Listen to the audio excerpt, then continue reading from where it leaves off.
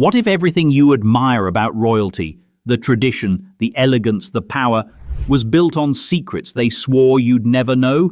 Behind every crown is a cover-up, behind every portrait, a scandal buried just deep enough. From vanishing lovers to secret bank vaults, this is not the history they teach, it's the one they hide. Welcome to 53 of the worst royal cover-ups in history. They ruled the world. But first, they had to lie to it. Roll the tapes, burn the records. Let's begin. Before we dive headfirst into the shadows of monarchy, hit that subscribe button. It helps us keep digging where others won't. And while you're here, tell us in the comments, where in the world are you watching from? And what time is it right now? Midnight in Madrid? Sunrise in Seoul? We're about to unravel centuries of secrets, but first, let's hear yours. 1. The Mayerling Incident, Austria, 1889. There are hunting lodges, and then there's Mayerling, a secluded manor in the Austrian woods, elegant enough for a royal getaway, quiet enough for a secret to rot in peace. In January 1889, it became the site of one of the Habsburg Empire's most famous enigmas, and one of its most manicured tragedies. Crown Prince Rudolf, heir to the Austro-Hungarian throne, was found dead alongside his 17-year-old mistress, Baroness Mary Vetsera. The official verdict was swift: a murder-suicide. He, apparently tormented by existential despair and political ennui, killed her in a fit of passion and then turned the gun on himself. And yet, the moment the bodies were found, the cover-up began. Not the quiet, subtle kind. No, this was the full imperial production. Palace staff were ordered to keep silent. Vetsera's body was smuggled out in the dead of night, hastily buried, then exhumed and moved again.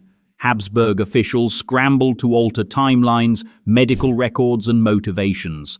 Suicide, you see, was a sin, and sins don't sit well on the head of a future emperor.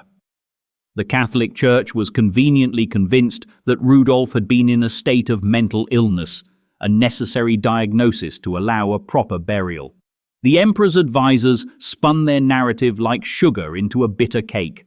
Tragic, yes, but respectable. In private, the court fell into disarray. Mary's letters were suppressed. Witness testimonies were destroyed. For decades, the Mayerling mystery was recited only in hushes and footnotes. But then came the whispers that the deaths weren't tragic but tactical, that Rudolf was planning to flee the empire with Mary, frustrated with his father's autocracy, that he'd become entangled in liberal politics, even, allegedly, conspiring with Hungarian separatists. A scandal too large to be merely romantic. There were also mutterings that Rudolf had been assassinated, a neat removal of a troublesome heir, one bullet wrapped in velvet. Or that it was Mary who had shot him in desperation, and the court, in its terror, reversed the story. The lodge itself was turned into a Carmelite convent. Nothing says, "Don't look here," quite like cloistered nuns praying for eternity on the spot of a royal bloodbath. It was repurposed into holiness, an architectural gaslight. In time, some of Mary's letters resurfaced, but not all. The ones that remained were suspiciously on message. Even the exhumations of their remains were inconclusive, suggesting blunt trauma, suggesting shots, suggesting nothing. All doors opened just enough to reveal another locked door. And so, Rudolf, the liberal dreamer, the disappointed son, the dead romantic, remains Austria's most elegantly silenced problem. One death, 2 corpses, and 100 years of polished deflection. But if Rudolf's death was the empire's bleeding wound, then France had its own infection, hidden beneath perfume and prayer, where poison became the currency of court life, and royal sins were served in goblets of arsenic. 2. The Affair of the Poisons, France, late 17th century. Imagine Versailles not as a palace but as a powder keg, draped in lace, soaked in perfume, and absolutely crawling with poison. Under the Sun King, Louis XIV, France was radiant on the outside, rotten on the inside. In the 1670s, that rot exploded. It started with whispers. Nobles falling dead. Mistresses miscarrying, clergy confessing things they shouldn't. Before long, it unraveled into what became known, with exquisite understatement, as the affair of the poisons. At the heart of it was a tangled web of fortune-tellers, midwives, alchemists, and aristocrats dabbling in black magic. These weren't your garden-variety tarot readers. These were practitioners of rituals involving poisons, incantations, and, allegedly, demonic invocation. Their clients? Members of the highest echelons of French society, ladies of the court who wanted husbands dead, lords who wanted rivals cursed, mothers who wanted their inconvenient children silenced, and the name that detonated it all, Madame de Montespan, the king's chief mistress, allegedly involved in rites that included black mass rituals and sacrificial animals, or so the accusations went. Did she poison her rivals? Did she try to secure the king's love with the help of dark arts? We don't know, because once her name surfaced, the cover-up machine sputtered to life. The Chambre Ardente, the secret tribunal assigned to investigate, began to cut too close to the crown. Over 400 suspects were arrested. Some were executed. But when it became clear that the rot reached the royal bed, Louis slammed the door. Documents were sealed. Trials ended abruptly. The poisoners vanished into prisons or were quietly disposed of. Montespan was never formally charged, but she was also never truly forgiven. She faded from court, replaced by a pious alternative. The king repented publicly. Privately, he made sure the files stayed buried. It's the kind of story that would break a kingdom, except France didn't break, it just powdered over the cracks. History remembers the Sun King's court as golden, glittering, but beneath that opulence were morgues and alchemical labs where ambition brewed like hemlock tea. And to this day, the full extent of the affair remains obscured. Who knew what? How many really died? Which poison was passed off as a tonic and swallowed at breakfast by some unsuspecting duke? Versailles doesn't say. Because if you open that door, you have to admit that the most dangerous substance in Louis XIV's court wasn't arsenic, it was trust. And if that was the poison that nearly unseated a mistress, then the next scandal began with a necklace. Not just any necklace, a string of diamonds so elaborate, so excessive, it could bankrupt a nation, and almost did. 2 scandals down, 51 to go, and we're just getting started. If you haven't already, subscribe to the channel so you never miss the stories they tried to erase. And while we slip deeper into royal damage control, drop a comment below. Where are you watching from and what time is it right now? Let's see who else is up late unraveling empires. 3. The Diamond Necklace Affair, France 1784–85. Long before Marie Antoinette lost her head, she lost her reputation. Not through scandalous behavior, as history often caricatures, but through a con, audacious, baroque, and perfectly French.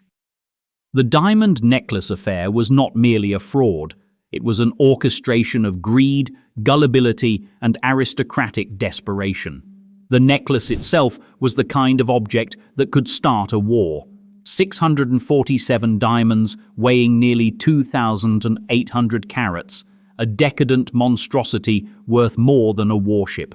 Originally designed for Madame du Barry, mistress to Louis XV, it had no natural buyer after his death, so it lingered, unsold, unwanted, embarrassing. Enter Jeanne de la Motte, a minor noblewoman with the ambition of an empress and the morals of a con artist. She saw the necklace not as a burden, but an opportunity. With falsified letters and forged connections, she convinced Cardinal Rohan, a man desperate to return to royal favor, that the Queen secretly wanted the necklace, but couldn't publicly purchase it. What followed was a theater of deception. Jeanne arranged clandestine meetings, forged love letters allegedly from the Queen, even staged a midnight rendezvous in the Versailles Gardens with a prostitute dressed as Marie Antoinette. Rohan, blinded by vanity, believed every glittering lie. The necklace was handed over. It was promptly dismantled and sold in pieces across Europe. When the plot unraveled, it did so spectacularly. Rohan was arrested. Jean fled. The Queen, innocent in fact, but guilty in the eyes of a cynical public, was painted as a scheming spendthrift royal who tried to hide her extravagance through intermediaries. The monarchy tried damage control. Trials were held. Jeanne was publicly whipped, branded, imprisoned, and later escaped, naturally. Rohan was acquitted, infuriating the court. Marie Antoinette, though legally untouched, was forever stained by the scandal. Pamphlets depicted her in grotesque caricature. Public trust eroded not with a revolution, but with a necklace.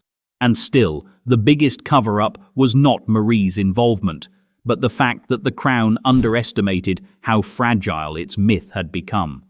The Queen had been framed, yes, but the real scandal was how ready the public was to believe it. The monarchy's moral bankruptcy was laid bare, not through treason or war, but through jewels. The necklace vanished into history.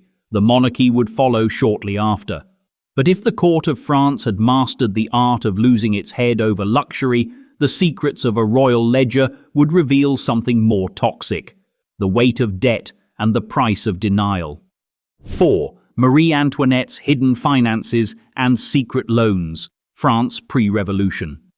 Before the guillotine, before the diamonds, before the chance of let them eat cake that she never actually said, there were ledgers, and they told a quieter, far more dangerous story. Behind the glittering facade of Versailles, Marie Antoinette had a cash flow problem. But unlike the peasants starving outside the gates, hers wasn't about not having money, it was about not being allowed to spend it, at least not officially. As Queen of France, she had a budget, a generous one, sure, but not generous enough to support the elaborate charade of a woman trapped in ceremonial isolation and forced to entertain a restless nobility with never-ending gowns, masquerades, and opera boxes. So, like any cornered aristocrat in denial, she improvised. Secret loans, shadow accounts, private financiers. Marie Antoinette borrowed, frequently, informally, and discreetly. Some loans were arranged through loyal friends, others involved well-connected bankers who understood that silence was as valuable as gold. And the palace? It turned a blind eye, not because it didn't know, but because acknowledging it would mean admitting the monarchy was living off borrowed time. The debts piled up. The Queen's private purchases, luxurious but not always extravagant, were kept off official books. She renovated her private hamlet at Versailles, a rural fantasy land for a queen who had never touched dirt. She acquired rare fabrics, hired musicians, hosted endless evenings of theatre, not because she was evil or even especially reckless, but because she was born into a system that rewarded image over substance. And that image came with a tab. Meanwhile, the French economy was collapsing. Bread prices soared. The monarchy's legitimacy cracked under the weight of its own expenses. But the Queen's secret loans remained just that, secret. Hidden from the ledgers presented to the National Assembly, airbrushed out of the palace's public statements. Even her defenders avoided the topic. Because the truth wasn't criminal, it was worse. It was emblematic. When some of her finances eventually leaked, through political pamphlets, disgruntled courtiers, and furious revolutionaries, it didn't matter if they were exaggerated. The public had already made up its mind. The Queen, they believed, was fiddling with fortunes while the country burned. And the monarchy, they realized, was propped up by IOUs and fantasies. In the end, the loans were never repaid. The monarchy fell. The banks were never made whole. And the illusion of royal stability was finally foreclosed. But if financial secrets could ruin a monarchy, emotional ones could destroy a life. And when a royal affair turned to disappearance, or perhaps something darker, the silence that followed was even more damning. 5. The disappearance of Count Philipp Christoph von Königsmarck, Europe, 1694. Count Philipp Christoph von Königsmarck was handsome, reckless, and extremely inconvenient. A Swedish nobleman with a military career and the charisma of someone who knew exactly how dangerous his charm was. He didn't just flirt with trouble, he took it to bed. By 1694, he was in love, or something like it, with Princess Sophia Dorothea of Celle, the estranged wife of the future King George III of Great Britain. The marriage was loveless, arranged, and politically useful. Sophia Dorothea, brilliant and emotionally starved, found in Königsmarck a kindred soul. Their letters, which did survive, are passionate, rebellious, and stunningly indiscreet for people under constant surveillance. Then, on the night of July 1st, 1694, Count Königsmarck vanished. He had allegedly visited the palace under cover of darkness to finalize an escape plan for him and Sophia Dorothea. She was going to flee her gilded cage, but instead he walked into Leineschloss, the Hanoverian palace, and was never seen again. Not officially, at least. The palace claimed ignorance. There were no witnesses, no confrontation, just silence. For decades, his fate was a ghost story whispered in corridors. He was ambushed, beaten, buried under floorboards. Others claimed he was smuggled out and lived under an assumed name.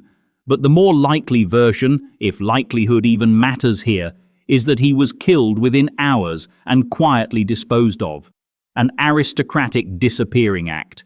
His lover, Sophia Dorothea, was punished, imprisoned in Alden House for the rest of her life. 30 years of house arrest, separated from her children, forbidden to speak of the affair. Her name was erased from court memory, her portraits removed. She became the living embodiment of royal damage control, breathing but politically non-existent.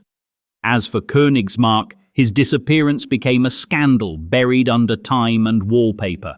The official story was there was no story, and that worked. For centuries, no hard evidence surfaced. It wasn't until renovations in the 20th century uncovered bones beneath the floorboards of Leineschloss that rumors reignited. Even then, silence prevailed. No identification was made. The cover-up held. But power doesn't disappear just because its victims do. And if the death of a lover could be erased by palace decree, the next story proved that royal marriages could erase even more, like an inconvenient wife who fell down the stairs at precisely the wrong moment. 6. Amy Robsart's death. England, 1560. Amy Robsart was not supposed to be interesting. She was supposed to be the quiet wife of Robert Dudley, a nobleman and favourite of Queen Elizabeth I. A background character, decorative, dutiful, harmless. Instead, she died at the bottom of a staircase. On September 8, 1560, Amy was found dead in her home at Cumnor Place. Her neck was broken. There were no witnesses, just the body of a woman who had, until that day, been mostly ignored by history, and who suddenly became its most useful casualty. The timing was suspicious. Robert Dudley had recently risen in favour with the Queen.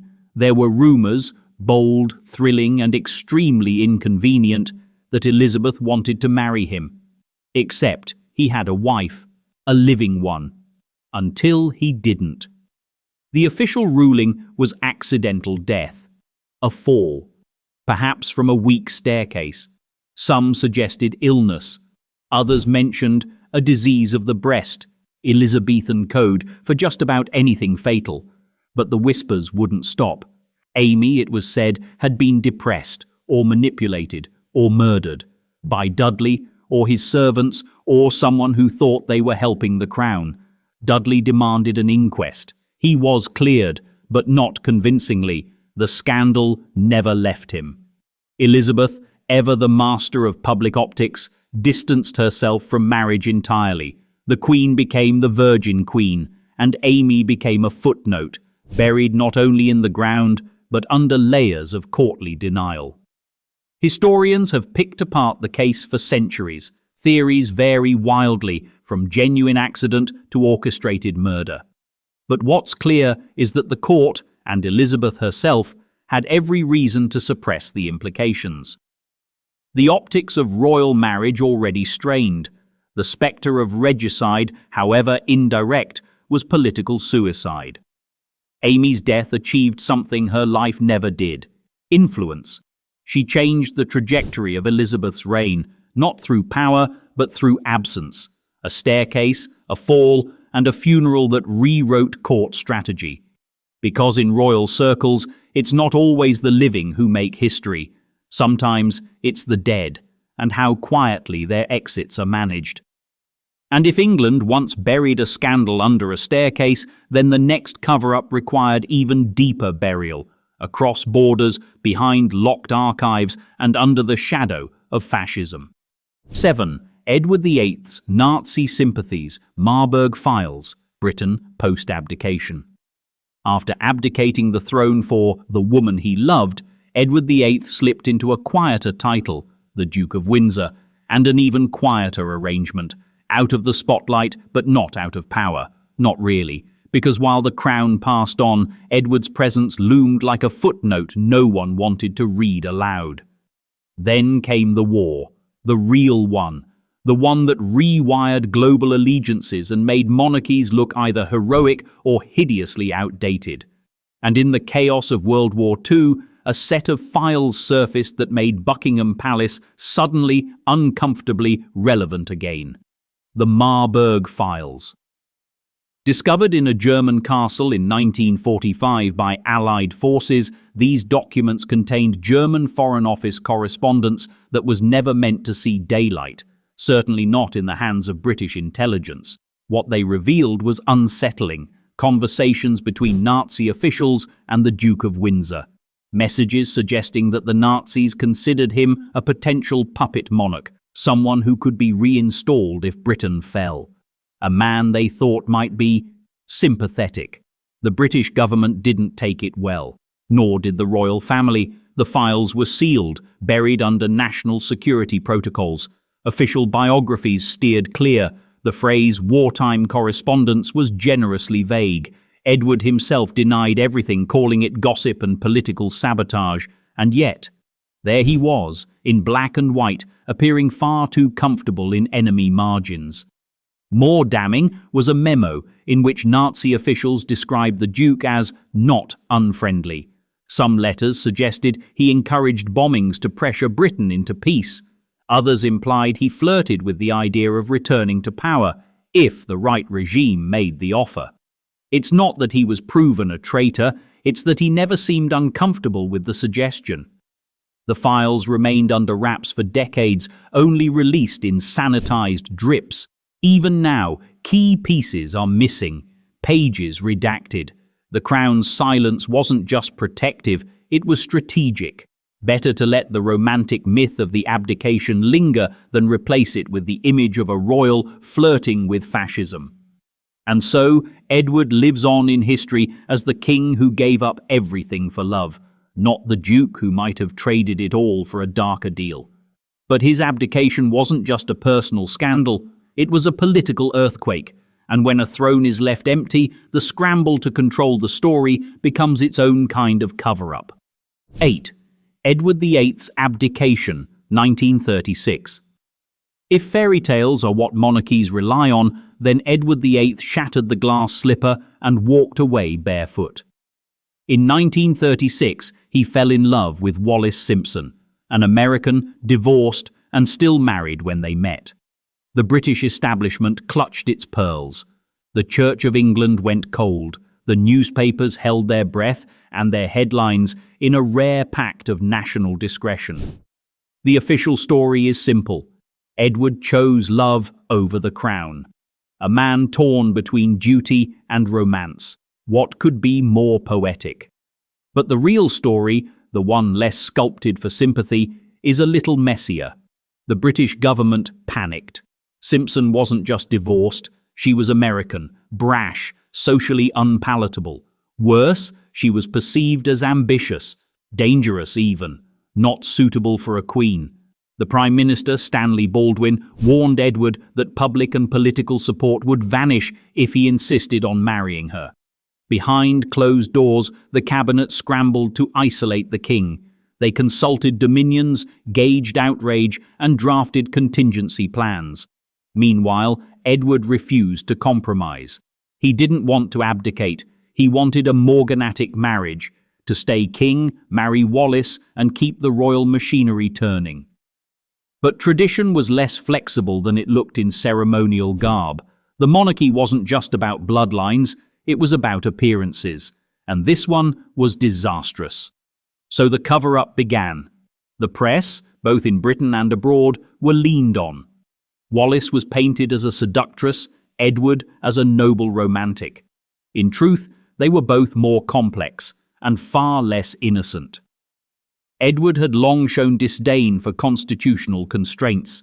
His abdication wasn't just about love, it was about freedom from a role he found suffocating. And Wallis? She reportedly wavered. Some sources suggest she never wanted to marry Edward at all. Not once she realized it came with a kingdom's worth of baggage. The crisis ended, as all royal cover-ups do, with a document. A signed abdication, a radio speech, a tidy ending to a scandal that could have cracked the crown wide open. Edward left for exile, where he lived a life of mild bitterness and expensive leisure. But the woman he left behind, the one he once called mother, would have to clean up the aftermath. And in her husband's past, there was another woman, locked away and quietly erased from public memory. 9. King George I's Sophia. Dorothea of Celle, Germany. Britain, 18th century. Before George I became King of Great Britain, he was the Elector of Hanover, a title with more political gravity than glamour. His marriage, arranged with the usual disregard for compatibility, was to Sophia Dorothea of Celle. She was young, clever, and, unfortunately, not submissive enough for the life she was about to enter. The match soured early. George was distant, preoccupied, and allegedly unfaithful. Sophia Dorothea responded in kind, with letters, liaisons, and eventually a scandal. Her rumoured lover, none other than Count Philipp Christoph von Königsmarck. Yes, that one. Their relationship, romantic or not, was deemed unacceptable. And when Königsmarck vanished, quite literally, Sophia Dorothea was accused not of murder, but of something worse in courtly terms: disobedience. The penalty? Lifetime imprisonment. She was quietly removed from public life and confined to Alden House, a gilded prison complete with servants, but no freedom. She was denied contact with her children. Her name was forbidden at court. Portraits destroyed. It was a cover-up not of a crime, but of an embarrassment. George, meanwhile, rose. When he became King of Britain in 1714, he brought his political baggage with him, but not his wife. Her existence was never acknowledged publicly. In England, he was a widower in everything but fact, a man unburdened by scandal, thanks to a deliberate erasure of the woman who once bore his name. Sophia Dorothea died in captivity in 1726. No trial, no formal charges, just a lifetime of enforced silence. And when she died, her body wasn't returned with honor. She was buried without ceremony. Her letters, fiery, intelligent, human, survived in fragments, often censored. Today, history frames her as tragic. But the real tragedy isn't just her confinement. It's that her story was repackaged as a cautionary tale about royal decorum, not injustice. George I's legacy remained intact. No scandal, just a footnote. And if silence could smother a woman's voice, then the next chapter showed that it could also rewrite an entire reign, especially when a king's closest friends began to act more like liabilities. 10. King Edward II and Piers Gaveston, Hugh Despencer, England, early 14th century. It began with a coronation and ended with a conspiracy. King Edward II of England wasn't supposed to be the kind of monarch who loved too loudly, trusted too deeply, or made enemies this easily. Yet his reign reads like a slow-motion implosion, one part medieval politics, one part emotional catastrophe, all wrapped in court gossip that refused to die. When Edward ascended the throne in 1307, he inherited not just a kingdom, but a companion, Piers Gaveston, a charming Gascon knight, educated, witty, and impossible to ignore. They'd met in youth and grown inseparable, bound by affection that seemed to defy rank and reason. Edward made him Earl of Cornwall, showered him with estates, jewels, and the kind of honours that made other nobles see red. Gaveston wasn't merely a favourite, he was an obsession. The chroniclers wrote in coded language, they delighted greatly in each other's company. He could refuse him nothing, the kind of euphemisms that make modern historians smirk and courtiers roll their eyes across time. Whatever the exact nature of their bond, it violated the invisible rules of royal optics. A king could have mistresses, he could even have vices, but he could not have a favourite who made everyone else in power feel irrelevant. The nobility demanded Gaveston's exile. Edward sent him away and then brought him back, again and again, each return more defiant than the last. Eventually, the barons took matters into their own hands. Gaveston was captured and executed in 1312, officially for treason, unofficially for being loved too much by the wrong man. Edward's grief was uncontained. He ordered elaborate mourning rites. The court whispered, Parliament seethed, and England descended into chaos. But where one favourite fell, another rose. Hugh Despenser the younger, colder, shrewder, more calculating than Gaveston, became Edward's new confidant and soon enough his liability. Despenser's ambition outstripped loyalty. He seized lands, extorted nobles, and turned the king's affection into political capital. He was the favourite who didn't just share Edward's trust, he weaponized it. By the late 1320s, the kingdom was rotting from within. Queen Isabella, clever, underestimated, and increasingly alienated, forged an alliance with her lover, Roger Mortimer, and led a rebellion. Edward was overthrown, imprisoned, and quietly removed from the narrative of English stability. The official chronicles blamed evil counsellors, convenient phrasing for relationships that challenged power itself. Edward II's story is the tragedy of a monarch who mistook intimacy for loyalty, affection for control. History buried the nuance under centuries of rumour, but the evidence lingers, not in confessions, but in how violently his enemies tried to erase him. And as the crown stumbled through betrayal and exile, Europe's royal corridors echoed with another kind of secret, one not of passion, but of paternity. 11. Henry VIII's marriages, executions, England, 16th century. Henry VIII didn't just change England, he rearranged it. Brick by brick, altar by altar, wife by discarded wife. And behind every marriage there was a story. But behind every annulment, beheading, or quiet disappearance, there was a cover-up. When people think of Henry, they think of the man with 6 wives. The rhyme makes it easy. Divorced, beheaded, died, divorced, beheaded, survived. What it doesn't capture is the orchestration of lies, legal fictions, and state propaganda required to make that string of personal decisions look like divine mandate. Take Anne Boleyn. At first, she was the radiant future of the Tudor dynasty. Intelligent, fashionable, mysterious. Henry tore apart the Catholic Church just to marry her. But when she failed to produce a son, her image was flipped overnight. Accusations of adultery, treason, even incest were paraded through court. None were convincingly proven. But proof was optional. The machinery of monarchy needed her gone. And so she went. Then there was Catherine Howard, young, impulsive, poorly connected. Her downfall too came fast and loudly, with charges few historians fully believe. Each case was packaged for public consumption. The king, poor man, had been deceived. The realm must be protected. The queen must go. But the deeper cover-up wasn't just the legal proceedings, it was the narrative control. The court chroniclers rewrote personalities overnight. Loyalists vanished from records. Letters were burned. What remained was an official story, that the king was a righteous man, betrayed by disloyal women. In truth, Henry was building a legacy on the shifting sands of fear, desire, and political paranoia.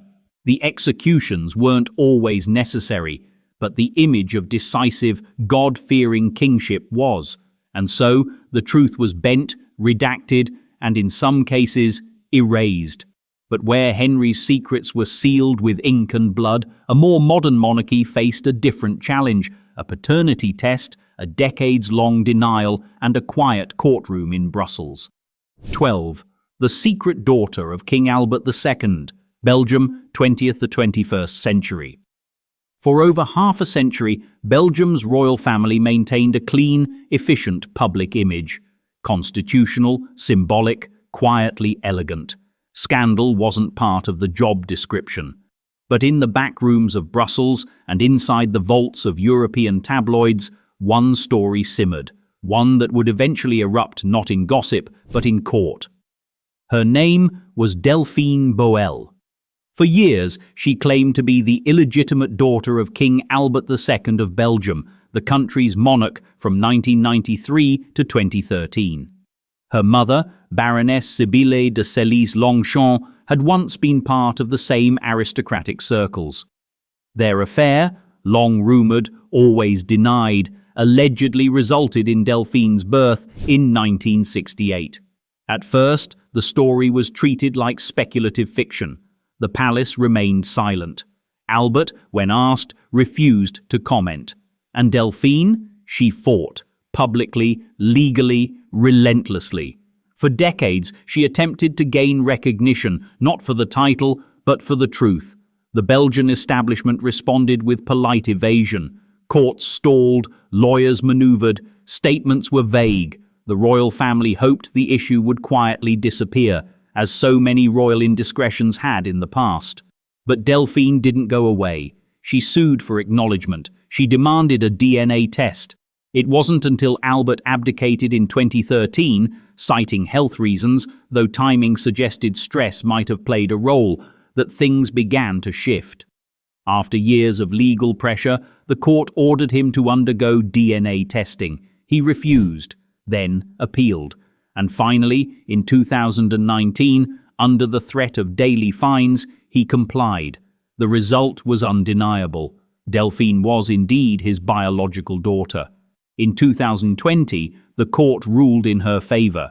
She became Princess Delphine of Belgium with the full rights and recognition of her royal lineage. The palace issued a brief, reluctant statement. Albert never apologised.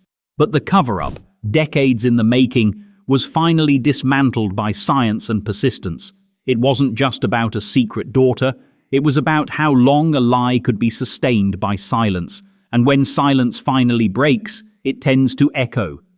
Echoes which were still reverberating in another royal house, one not caught in a paternity scandal, but in an elephant hunt, an offshore account, and a disappearing legacy.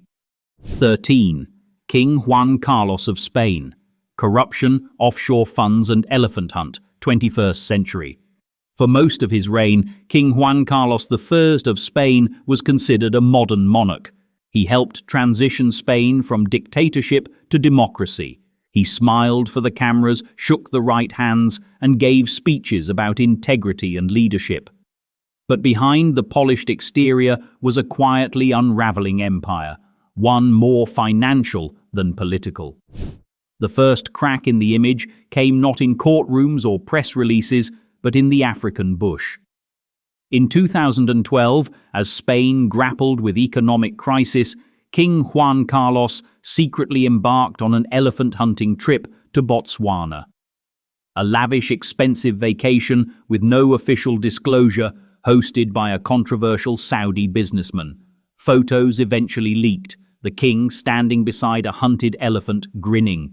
Public outrage was instant. People were unemployed, losing homes, and the king was posing beside endangered wildlife with a price tag larger than a civil servant's salary. But that was just the surface. In the following years, deeper investigations revealed an intricate web of alleged financial improprieties. Offshore accounts, undisclosed gifts, alleged secret commissions from Saudi Arabia. including a $100 million payment linked to a high-speed rail project. Money flowed through foundations and front companies, often tied to close associates or former romantic partners. Juan Carlos denied wrongdoing. The palace distanced itself. Official records remained vague. In 2014, he abdicated in favor of his son, Felipe VI, citing personal reasons. But few missed the timing. The elephant hunt wasn't just a bad photo op. It was a public relations iceberg, revealing a sunken continent of secrets. In 2020, as the allegations mounted, Juan Carlos fled Spain. Voluntarily, of course, a royal euphemism for exile. He settled in Abu Dhabi, quiet, out of sight. And just like that, the architect of modern Spanish monarchy became its most problematic footnote. The Spanish government has since tried to restore faith. Felipe renounced his inheritance. Transparency reforms were introduced, but the shadows remain of safari trips and secret bank transfers. Because when a king builds a legacy on public service and hides a fortune in offshore files, the cover-up doesn't just tarnish the crown, it questions the point of having one at all. And in the cool north, another monarchy, pristine, polite and famously reserved, was quietly handling a scandal of its own, one that involved blackmail, state interference, and a king who may have had too many secrets for one reign. 14. The Affair of King Gustav V, Kurt Hejby, Sweden, 20th century. Sweden, the land of neutrality, sleek minimalism, and low-key monarchs, has always preferred its scandals mild, its royalty reserved, and its politics politely discreet. Which makes the case of King Gustav V and Kurt Hejby all the more jarring, not because of what was proven, but because of how far the state went to make sure it never could be. It started with rumors, as these things always do. In the 1930s, Kurt Hejby, an ex-convict and sometime restaurant owner, claimed to have had a personal, some said intimate, relationship with King Gustav V. That alone would have been enough to shake the monarchy's image. But what followed was a strange and disturbing sequence of cover-ups, bribes, imprisonments, and legal gymnastics that kept the truth just out of reach, by design. Rather than confront the allegations head-on, the Swedish government orchestrated a series of quiet deals to keep Hejby silent. He received large sums of money, allegedly from royal coffers, over several years. He was encouraged, or forced, to emigrate. When that didn't work, he was institutionalized. When that didn't stick, he was imprisoned, officially for blackmail, unofficially for being inconvenient. The monarchy, meanwhile, remained aloof. No public statements, no direct denials, just silence and the unspoken rule that some things were better left unexplored. Swedish authorities justified their interventions as necessary to protect national stability, not because the king was guilty of anything specific, but because even the appearance of scandal was too destabilizing to allow. It wasn't until decades later, long after both men had died, that documents emerged shedding light on the affair. Court files, police reports, suppressed manuscripts. Enough to paint a picture, not of a love story necessarily, but of a state-sponsored erasure. A coordinated effort to neutralize a personal embarrassment before it could become a constitutional crisis. And it worked, mostly. The affair never sparked a revolution. The monarchy survived. But the cost was high: the legal abuse of a citizen, the misuse of government resources, and the moral discomfort of a nation that claimed transparency while practicing the opposite. The Hejby affair remains one of Sweden's most infamous and least discussed royal scandals, a cover-up less about crime and more about control. And if Sweden used quiet payments and psychiatric wards to shield its monarchy, Britain, ever fond of its tabloids, would turn a garden photo and a borrowed villa into a royal soap opera involving toes, checks, and very unfortunate timing. 15. Prince Andrew and Jeffrey Epstein, UK 21st century. By the 2010s, Prince Andrew had long since settled into his role as the spare, a royal without portfolio, a duke without direction. He made headlines for golf games, trade missions, and the occasional odd friendship. But one of those friendships would become a vortex, pulling Buckingham Palace into one of the most high-profile scandals of the modern era. Jeffrey Epstein, financier, convicted sex offender, and professional enigma, was at the center of a sprawling criminal investigation. His network reached across industries and borders, and in more than a few photographs, Prince Andrew was smiling in the background. At first, the palace brushed off the association. "A regrettable lapse in judgment," said the press releases. But when allegations surfaced linking Andrew directly to Epstein's inner circle and to one of the women accusing Epstein's associates of misconduct, the tone shifted. The BBC's 2019 Newsnight interview was supposed to clarify things. Instead, it became a PR catastrophe. Andrew denied everything. His answers were awkward, unconvincing, and occasionally surreal. The fallout was swift. Public duties suspended, titles dropped, websites rewritten. The royal family entered full containment mode. But behind the scenes, the efforts to suppress, delay, or reframe the story had begun long before that interview. Lawsuits were challenged, statements were vague, records were sealed, and for years the strategy was the same: keep calm and carry on, until that no longer worked. In 2022, Andrew reached an out-of-court settlement with his accuser. No admission of guilt, no apology, just money and silence. And so, the scandal closed, not with a trial, but with a transaction. For the monarchy, the damage was less about legality and more about optics.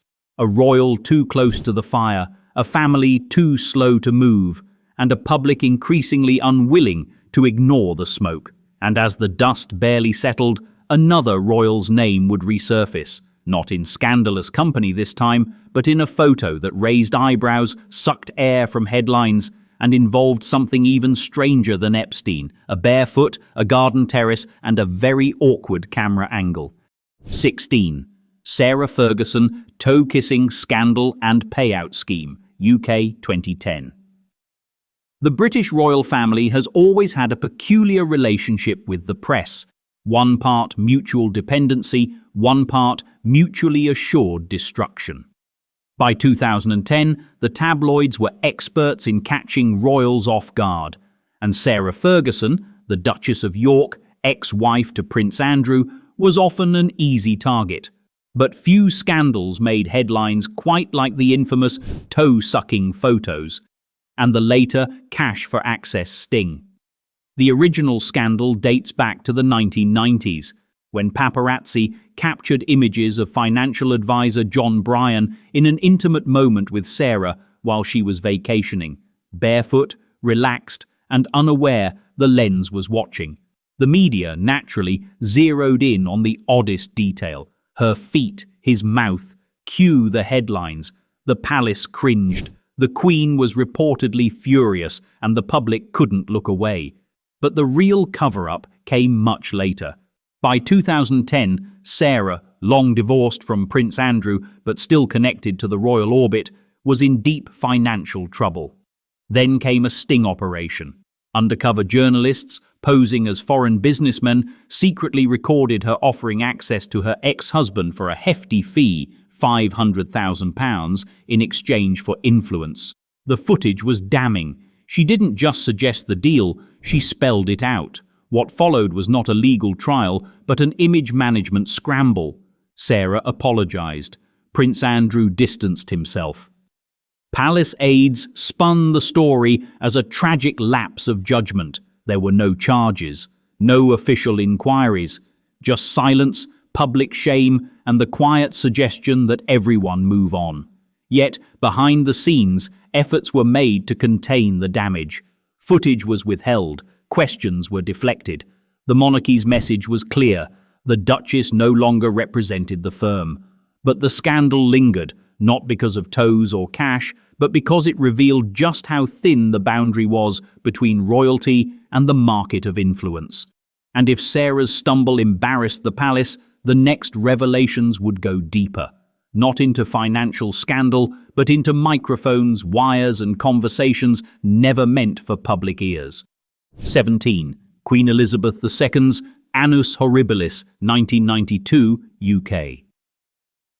For Queen Elizabeth II, 1992 was supposed to be just another year in a long reign of calm continuity.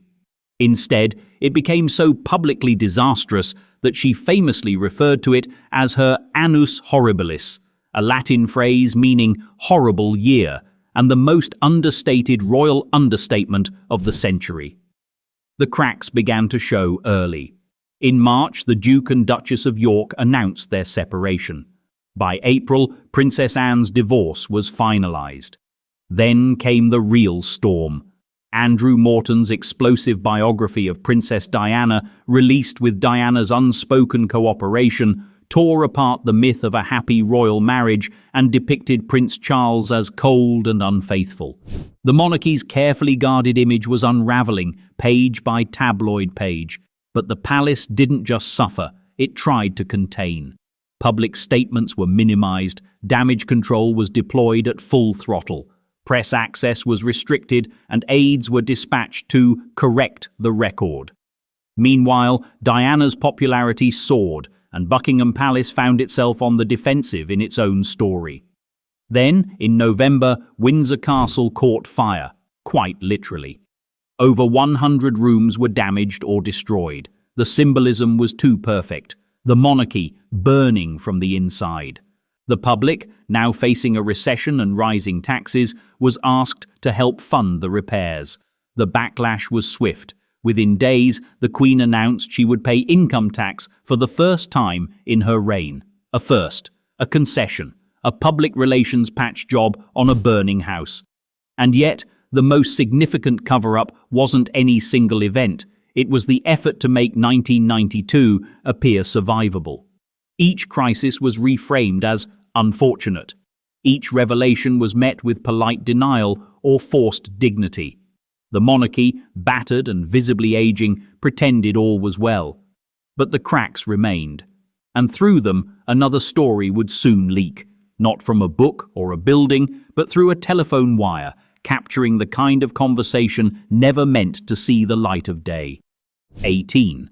Charles and Camilla's affair and intercepted phone transcripts. Camillagate, Tampongate. The British monarchy has always known that what's said behind palace walls must never escape them. But in 1993, a private telephone conversation between Prince Charles and Camilla Parker Bowles, recorded without their knowledge, leaked to the press. And what it revealed wasn't just a relationship, it was intimacy, familiarity, and, perhaps most damaging of all, absurdity. Nicknamed Camillagate, or more mockingly, Tampongate, the transcript of the call was cringe-inducing and deeply personal.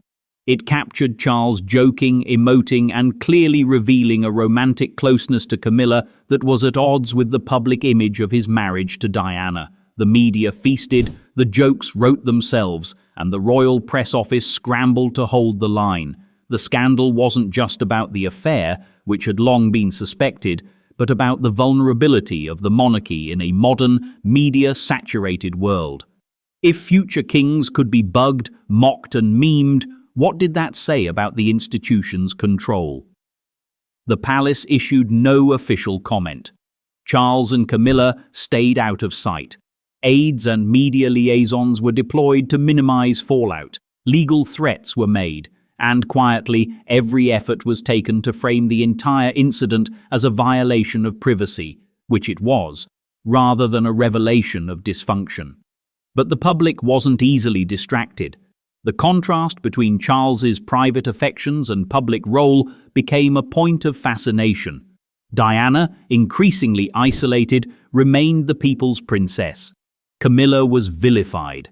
And Charles, he became the future king with a very human voice on a very unfortunate recording.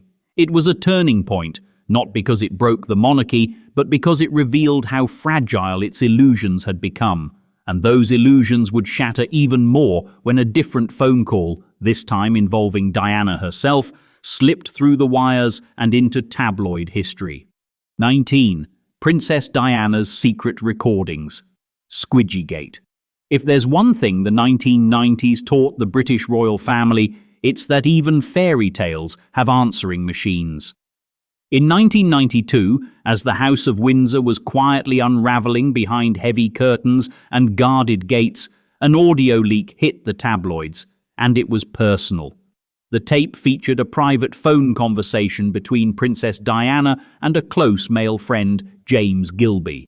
On the recording, he affectionately called her Squidgy over and over, while the two exchanged tender and occasionally emotional sentiments. The public dubbed it Squidgygate. The press, never ones to miss a headline, ran transcripts like theatre scripts. Suddenly, Diana's voice wasn't filtered through official statements or posed photographs. It was unguarded, uncertain, real. But the bigger scandal wasn't what was said, it was how it was heard.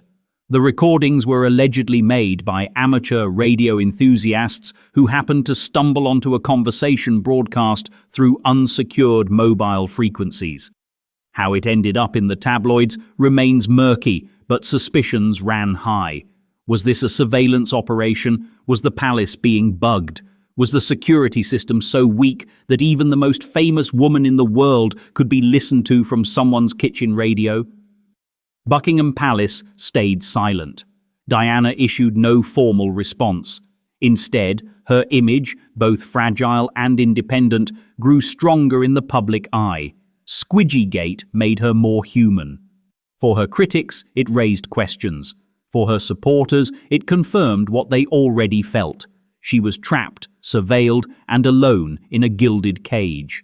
The incident revealed the growing reality of royal life in the modern world. Privacy was over, and trust, even in the phone lines, was negotiable. And if a recorded whisper could shake the palace, the next voice that shattered the silence came not through gossip, but from Diana herself, in an interview the palace never approved, arranged under circumstances no one wanted to explain. 20. Martin Basher, BBC. Interview with Diana, 1995. It aired on a November night in 1995.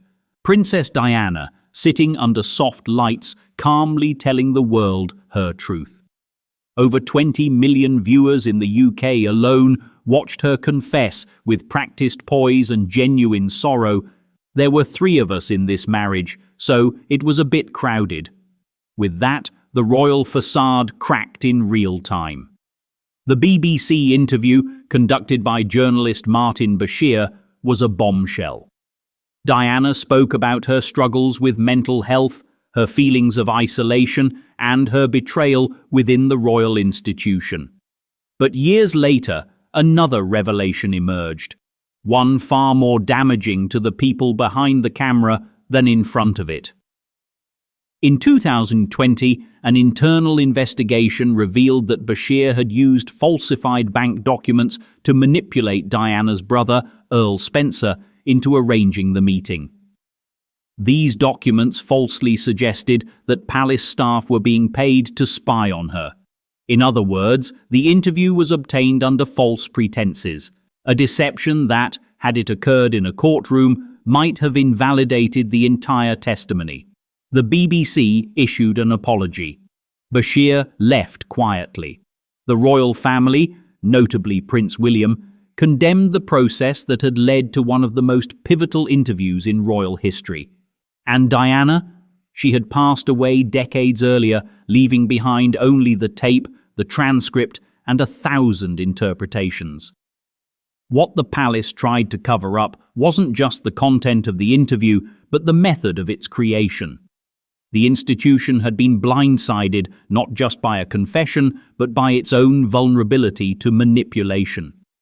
But even that wasn't the final word on Diana, because 2 years later, the crash in Paris became a global event, and the mystery that followed would remain unresolved, unquiet, and unburied. 21. The cover-up of Diana's death conspiracy theories. In the early hours of August 31st, 1997, a car crashed in the Pont de l'Alma tunnel in Paris. Inside, Princess Diana, her companion Dodi Fayed, and their driver. The world woke up to chaos, disbelief, and headlines that moved faster than any official response. The explanation was tragic and straightforward: excessive speed, intoxicated driver, no seatbelts. Case closed. But it wasn't. From the start, conspiracy theories sprang up like weeds. Questions swirled about the circumstances of the crash, the slowness of emergency response, the absence of detailed CCTV footage, and the motivations of everyone involved. Dodi's father, Mohammed Al-Fayed, was vocal in claiming foul play. Theories ranged from tabloid fantasy to elaborate intelligence plots. And yet, what made the cover-up narrative stick wasn't the theories themselves, it was the royal family's near-total silence. The Queen's delayed public statement, the apparent coldness of the palace, the institutional retreat just when the public needed humanity. Over the years, multiple investigations followed. Operation Paget in the UK, French inquiries, inquests, reports. All concluded the crash was an accident. But for every official finding, there was a counterpoint. Documents not released, witnesses never fully cross-examined, private records kept under lock. What the public sensed was not necessarily a conspiracy, but a lack of transparency. And in that gap, imagination did the rest. To this day, the mystery of Diana's death isn't just about what happened in that tunnel. It's about what wasn't explained, what was withheld, and how quickly grief turned into suspicion. And while the monarchy endured the emotional storm, it still had another technological tempest to weather, one that would expose just how permeable even royal phone lines could be. 22. The British royal family and the hacking, phone surveillance scandal. News of the World, 2000s. By the 2000s, the press had evolved from eager observers to aggressive interlopers. Tabloid culture had reached its fever pitch, and the boundary between public interest and private life was more a suggestion than a line. At the center of the breach, News of the World. And among the many victims of its phone hacking scandal, celebrities, politicians, crime victims, were members of the British royal family. In 2005, the royal household quietly became aware that voicemails between Prince William, Prince Harry, and their close contacts were being accessed by unauthorized parties. Private jokes, personal messages, even scheduling details were reportedly lifted and leaked, then echoed back in headlines with eerie specificity. It wasn't journalism, it was surveillance. When the scandal broke publicly years later, the royal family's involvement was downplayed. Focus shifted towards celebrities and public outrage, while palace aides worked behind the scenes to limit damage. Lawsuits were filed, settlements paid, stories spun. Clarence House made carefully worded statements, but never publicly detailed the extent of intrusion. The institutional instinct was containment, not indignation, not transparency, and certainly not a full accounting of how many royal phones had been compromised. The hacking had pierced one of the monarchy's most treasured illusions, that their personal lives, however watched, were still theirs to control. But while the royal family kept calm and stayed quiet, another crown, older, more decadent, and already buried under centuries of secrets, had once mastered the art of hiding entire families in plain sight. 23. King Alfonso XIII of Spain. Secret children, extramarital affairs. King Alfonso XIII of Spain ruled a country often caught between tradition and turbulence. His reign, marked by political instability and creeping authoritarianism, was also quietly flooded with personal scandals, most of which never made it into official biographies. Chief among them, the king's prolific private life. Alfonso married Queen Victoria Eugenie of Battenberg in 1906, but fidelity was never part of his public brand. Throughout his reign, Alfonso reportedly maintained a series of romantic relationships outside of marriage, some long-term, others fleeting. From these relationships came whispers of illegitimate children, not one or two, but several, according to court rumors and later research. The Spanish monarchy, ever concerned with image and legacy, worked diligently to suppress such claims. Palace archives were closed, birth records conveniently disappeared. The Queen retreated into quiet dignity, while the King, despite his increasingly erratic behavior, retained ceremonial respect. No DNA tests, no headlines, just silence. It wasn't until years later, after the monarchy had fallen and been restored, that stories began to trickle out. Journalists and biographers uncovered letters, family testimonies, and traces of payouts or quiet arrangements made with certain families. Yet even then, the Spanish royal establishment largely ignored the stories, treating them as irrelevant footnotes. The truth may never be fully known, which was likely the point.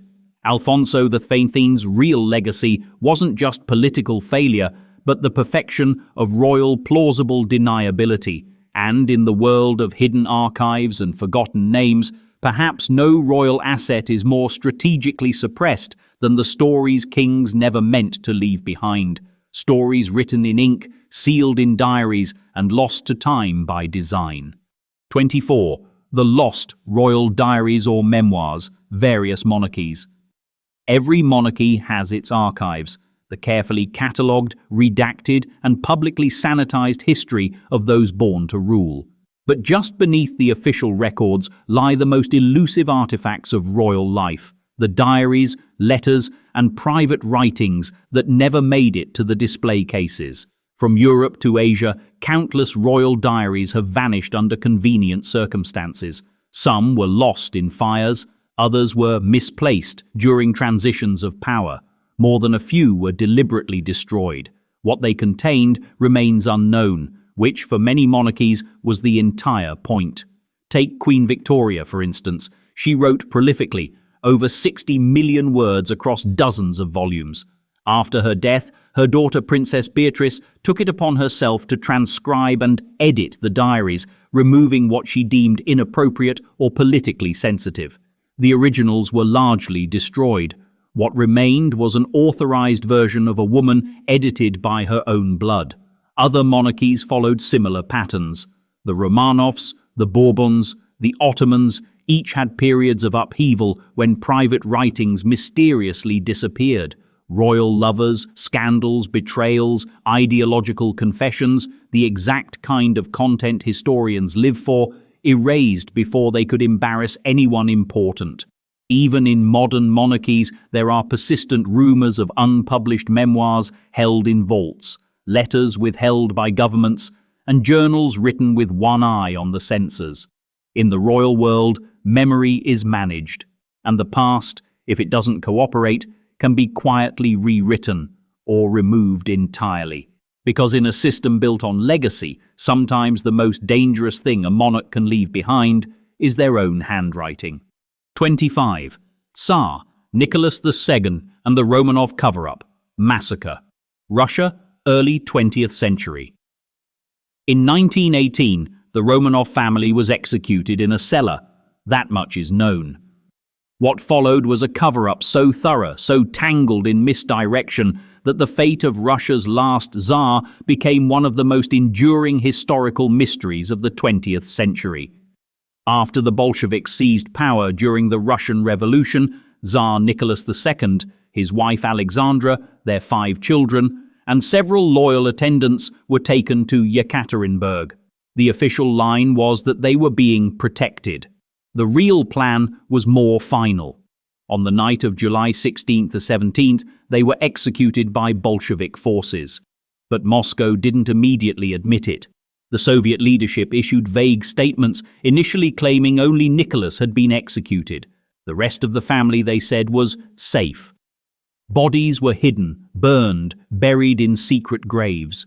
For years, their fate remained uncertain, creating the perfect vacuum for myths and imposters. Anastasia lookalikes surfaced. White Russian sympathizers insisted some had survived. It wasn't until the 1990s, decades after the Soviet collapse, that remains were officially discovered and DNA tested. Even then, 2 of the children's remains were missing until 2007, delaying closure and feeding speculation. Soviet archives, once sealed, revealed how deliberately the execution and its aftermath had been concealed. The Romanovs were more than a family. They were a symbol of a world order the Bolsheviks wanted erased. And to erase something cleanly, you don't just bury bodies, you bury the story. But while the Romanovs were hidden underground, another king's legacy was hidden in castles and cathedrals, behind paintings, palace bills, and secret rooms devoted to art, obsession, and rumors that wouldn't go away. 26. The affair between King Ludwig II of Bavaria and his scandalous lifestyle, 19th century.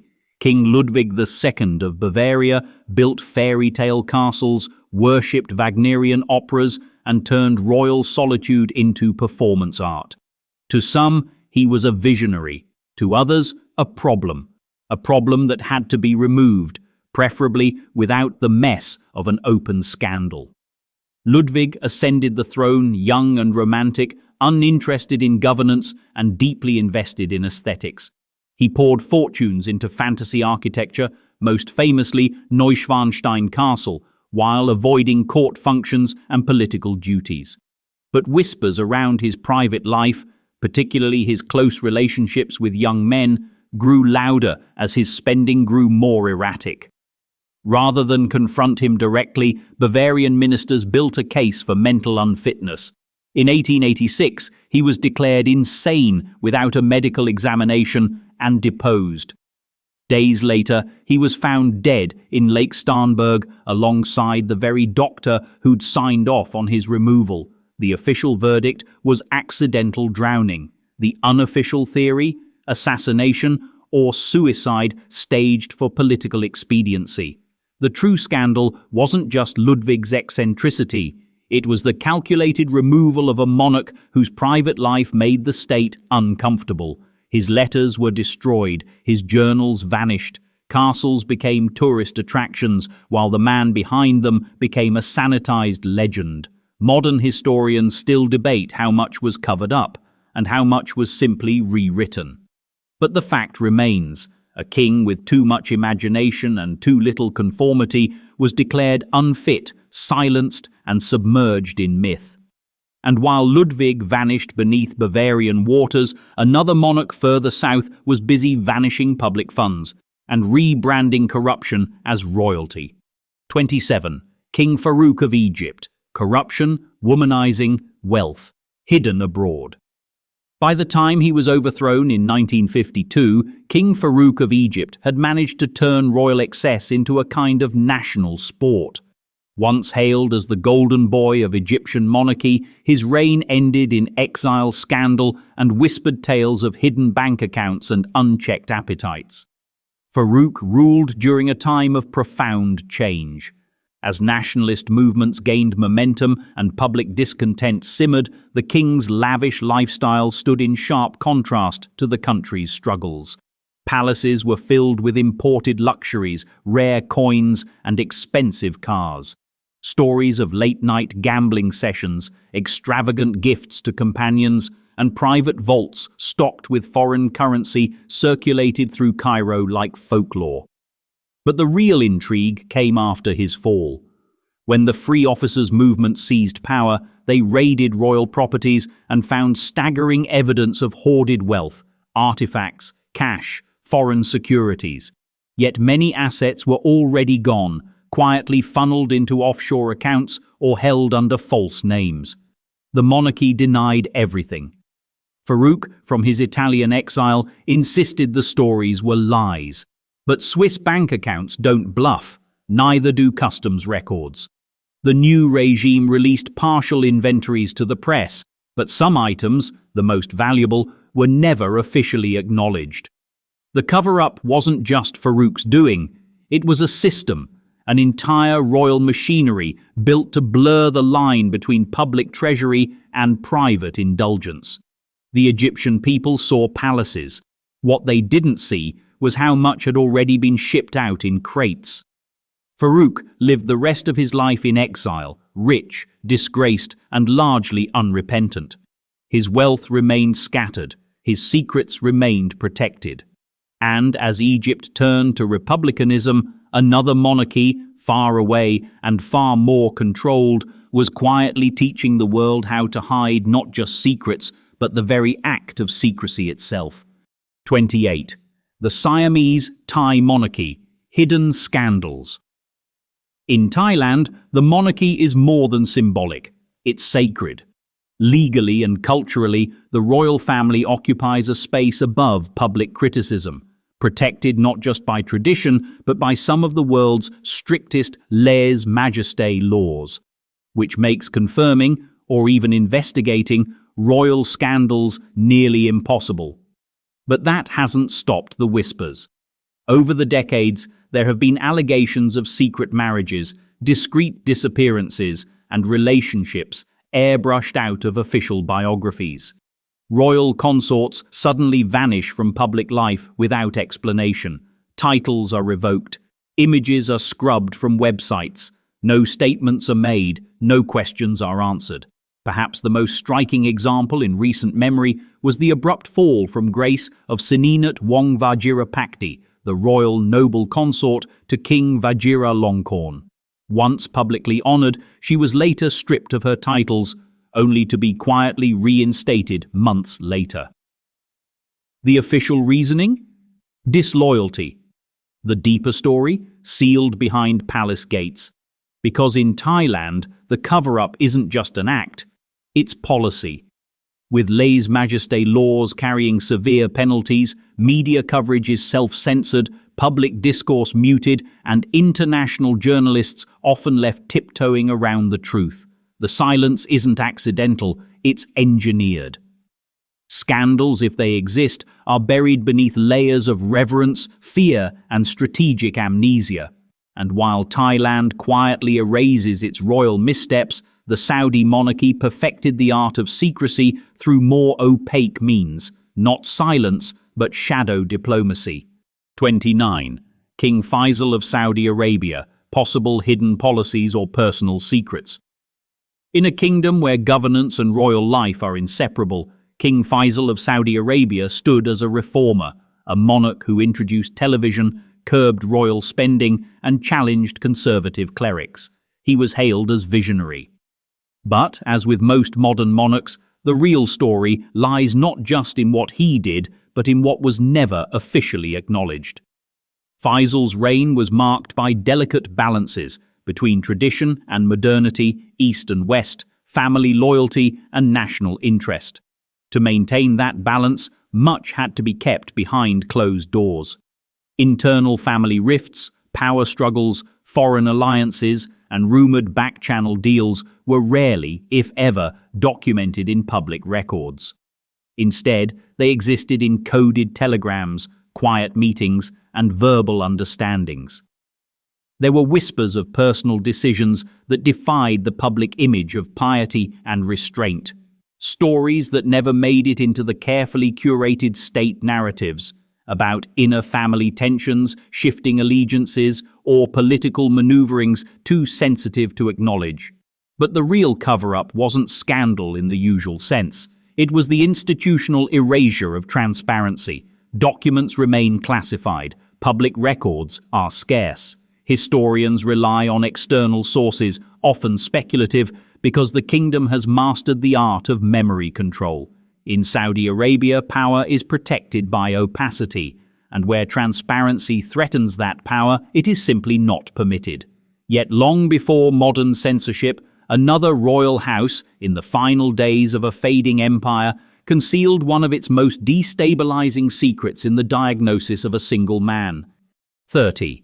The Ottoman Sultan, Murad Avi's mental health and confinement, Ottoman Empire 19th century. Sultan Murad Avi's reign lasted only 93 days. In the summer of 1876, he ascended the throne of the Ottoman Empire with reformist hopes and European sympathies. By the autumn, he had been deposed, quietly, swiftly, and under the official reason of mental instability. The real reasons were more complicated.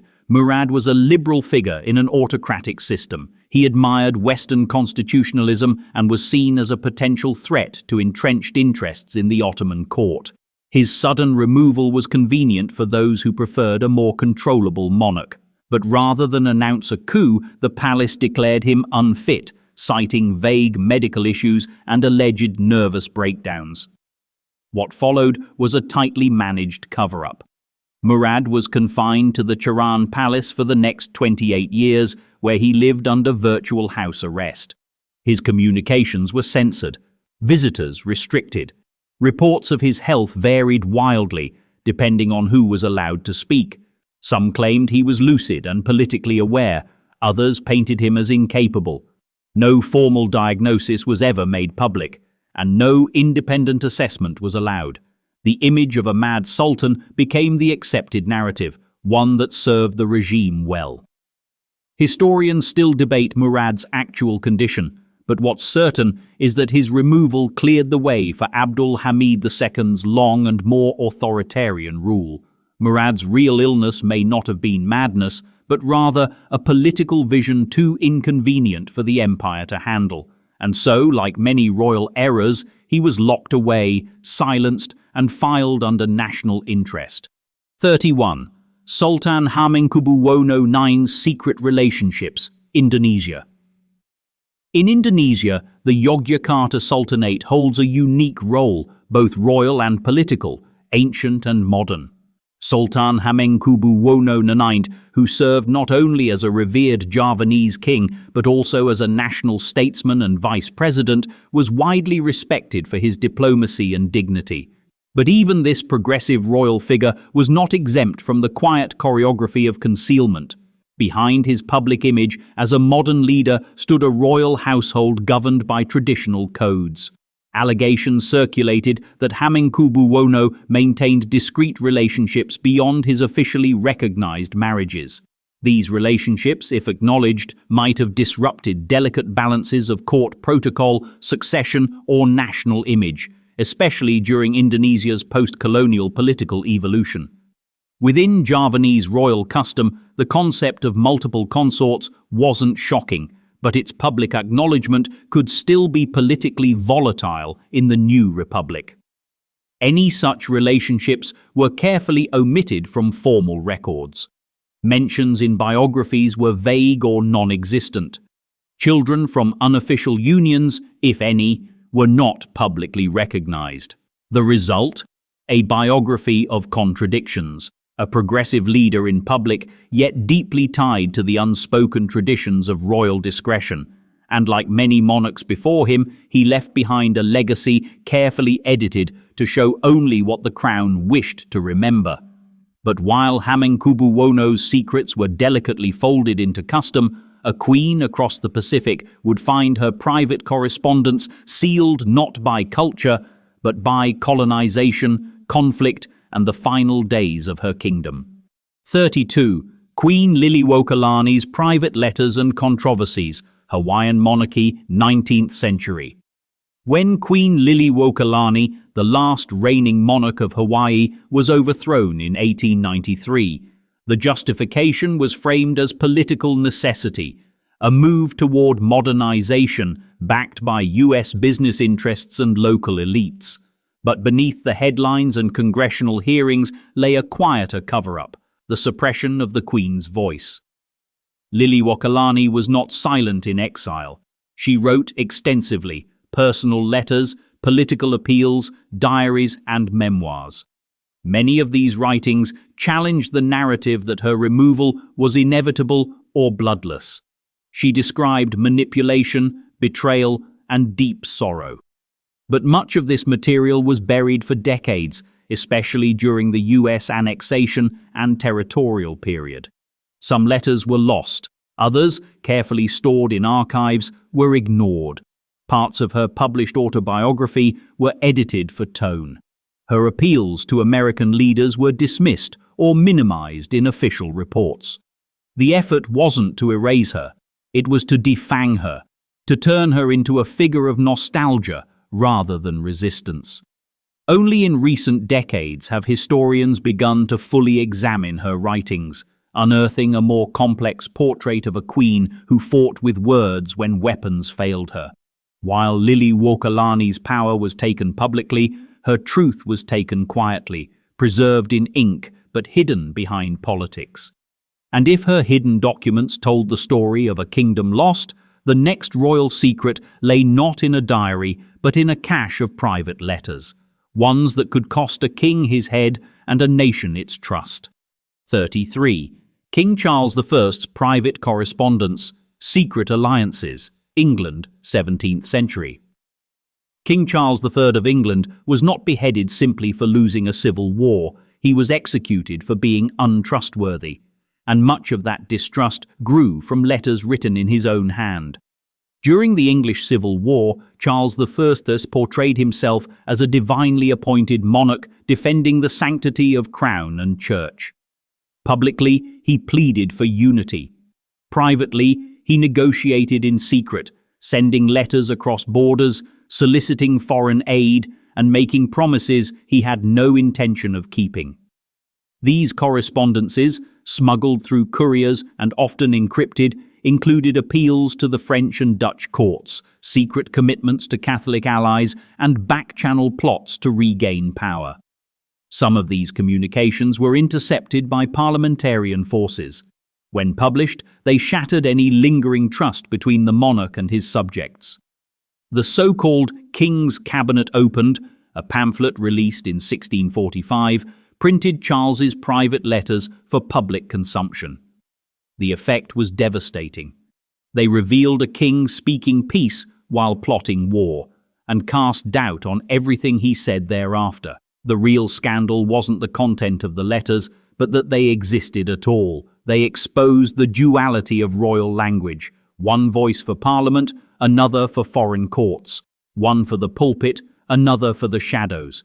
In the end, it was these contradictions that cost Charles his head, not because he was the first king to lie, but because he was the first whose lies were printed in full view. And while England punished its double-speaking king, France's monarchy was quietly hiding entire branches of its bloodline, not in letters, but behind velvet curtains and baptismal secrets. 34. French monarchs' hidden mistresses and offspring, e.g., Louis XV's mistresses' children. In the French monarchy, power often came wrapped in silk and whispered in bedrooms. Kings had mistresses. This was no scandal. In fact, it was practically institutionalized. Official mistresses, or maîtresses en titre, were given titles, estates, and chambers near the royal apartments. But behind the gilded doors of Versailles, the real secrets were the unofficial ones, the hidden mistresses, the unacknowledged children, and the careful, calculated cover-ups that kept them out of the line of succession and public memory. Louis XV, in particular, elevated the system to an art form. While Madame de Pompadour and Madame du Barry were famous and politically influential, he also maintained a string of hidden mistresses at the Parc aux Cerfs, a discreet residence arranged for the quiet comfort of the crown. Many of these women were young, from modest backgrounds, and unknown to the public. Some bore children who were either adopted into noble families or quietly pensioned off. Genealogical traces of these children emerge in strange places, in aristocratic bloodlines that can't quite explain their origin, in letters referencing anonymous pensions, in church records altered to obscure paternity. The court, of course, looked the other way. Everyone knew, no one asked. The cover-up was less about morality and more about order.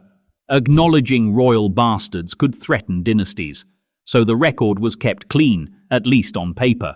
Versailles perfected the practice of forgetting inconvenient heirs, but where France used elegance and omission, Spain used something even simpler, a physician's pen and a closed door.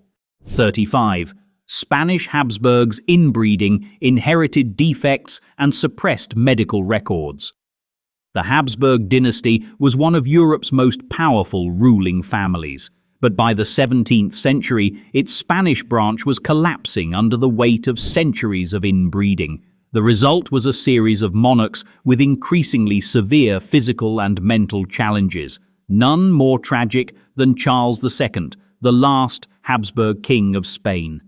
Charles II was born into a royal house that had long favoured intermarriage to preserve dynastic power. By the time he reached the throne, the genetic toll was undeniable. He suffered from numerous health issues, could barely speak as a child, and was widely considered incapable of ruling. Yet for years, court physicians and advisors insisted publicly that he was perfectly fit, even as documents were altered, diagnoses hidden, and rumours suppressed. The Spanish crown maintained strict control over his image. Portraits were flattering. Reports were vague. Medical examinations were conducted in private, with findings rarely disclosed. When Charles failed to produce an heir, the blame was subtly shifted elsewhere. His death in 1700 marked the end of the Habsburg line in Spain and the beginning of the War of the Spanish Succession. But the more astonishing detail is how long the illusion was sustained. A court full of people pretending the king was strong when they all knew he wasn't. The monarchy didn't just conceal Charles's condition, it created a fiction and lived inside it. And while Spain used silence to prop up its monarchy, Cambodia's royal house built its secrets into Cold War strategies, blending personal power with shadowy alliances. 36. King Norodom Sihanouk of Cambodia. Secret alliances. During the Cold War, King Norodom Sihanouk was a royal enigma. As monarch, statesman, and cultural icon, he navigated Cambodia through some of the most turbulent decades of the 20th century. But behind the ceremonial smiles and nationalist rhetoric, his reign was shaped by a labyrinth of secret alliances, many of which were hidden, denied, or strategically blurred. During the Cold War, Sihanouk sought to keep Cambodia neutral. Officially, he opposed American intervention and distanced his country from Western powers. Unofficially, things were murkier. He was accused of cutting quiet deals with both Communist China and North Vietnam, allowing arms and troops to pass through Cambodian territory in exchange for promises of sovereignty. US intelligence suspected it. Cambodian opposition leaders insisted on it. But the documentation, if it existed, was never released. The ambiguity served him well, until it didn't. In 1970, Sihanouk was deposed while abroad, and the country plunged into civil war. Even after being restored to power in later years, the specifics of his Cold War-era decisions were never fully addressed.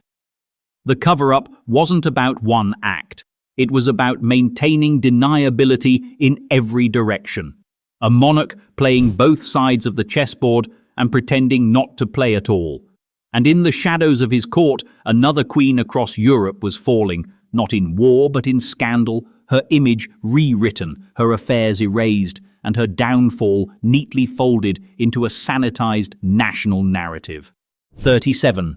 King Peter III, Catherine the Great's coup and associated secrets, Russia, 18th century. When Peter III took the Russian throne in 1762, he barely had time to warm the seat. His reign lasted just 6 months, short, chaotic, and suspiciously doomed. Officially, he abdicated. Unofficially, he was removed by a coup led by his wife, the woman history would remember as Catherine the Great. The official story was scrubbed and politically convenient. Peter was incompetent, unpopular, and voluntarily stepped aside for the good of the empire. Catherine, the capable visionary, simply filled the void.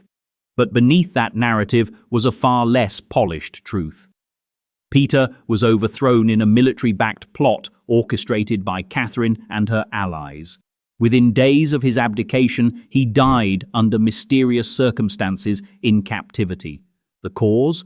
Officially, a sudden illness. Unofficially, foul play. Documents vanished, testimonies conflicted. Autopsies were either never performed or never released. Catherine's regime worked hard to cement the image of her as a savior empress, ushering in enlightenment and order. Any record that suggested otherwise, that hinted at betrayal, manipulation, or murder, was quietly buried. Peter's supporters were exiled or silenced. His legacy became a caricature. The real scandal isn't just what happened to Peter, it's how thoroughly his downfall was erased, rewritten into a prelude for Catherine's golden age. The empire, it seems, preferred its legends clean, even if history was not. And as Russia recast its coup as progress, Spain once again opted for censorship. This time of a queen's reputation, one affair at a time. 38. Queen Isabella II of Spain. Personal indiscretions. Lovers suppressed. Queen Isabella II of Spain ruled from childhood and was removed by exile. A trajectory marked by upheaval, revolts, and more than a few secrets. Her reign, from 1833 to 1868, was punctuated not just by political instability, but by persistent rumors of romantic entanglements, alleged affairs, and questions about the paternity of her children. Isabella's marriage to her cousin, Francisco de Assis, was more contractual than affectionate. Contemporary observers, including foreign diplomats, noted the couple's cool relationship and the Queen's apparent emotional distance. Soon, speculation arose. Was the royal bed cold by design? Were others warming it in secret? Despite the rumors, some whispered, others printed, the Spanish press remained largely restrained, whether out of loyalty, censorship, or fear. Gossip was confined to diplomatic circles and foreign publications.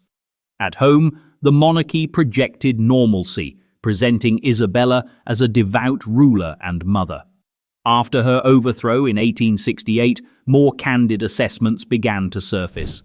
Exiled writers and Republican critics painted a portrait of a monarch whose personal life undermined her political authority.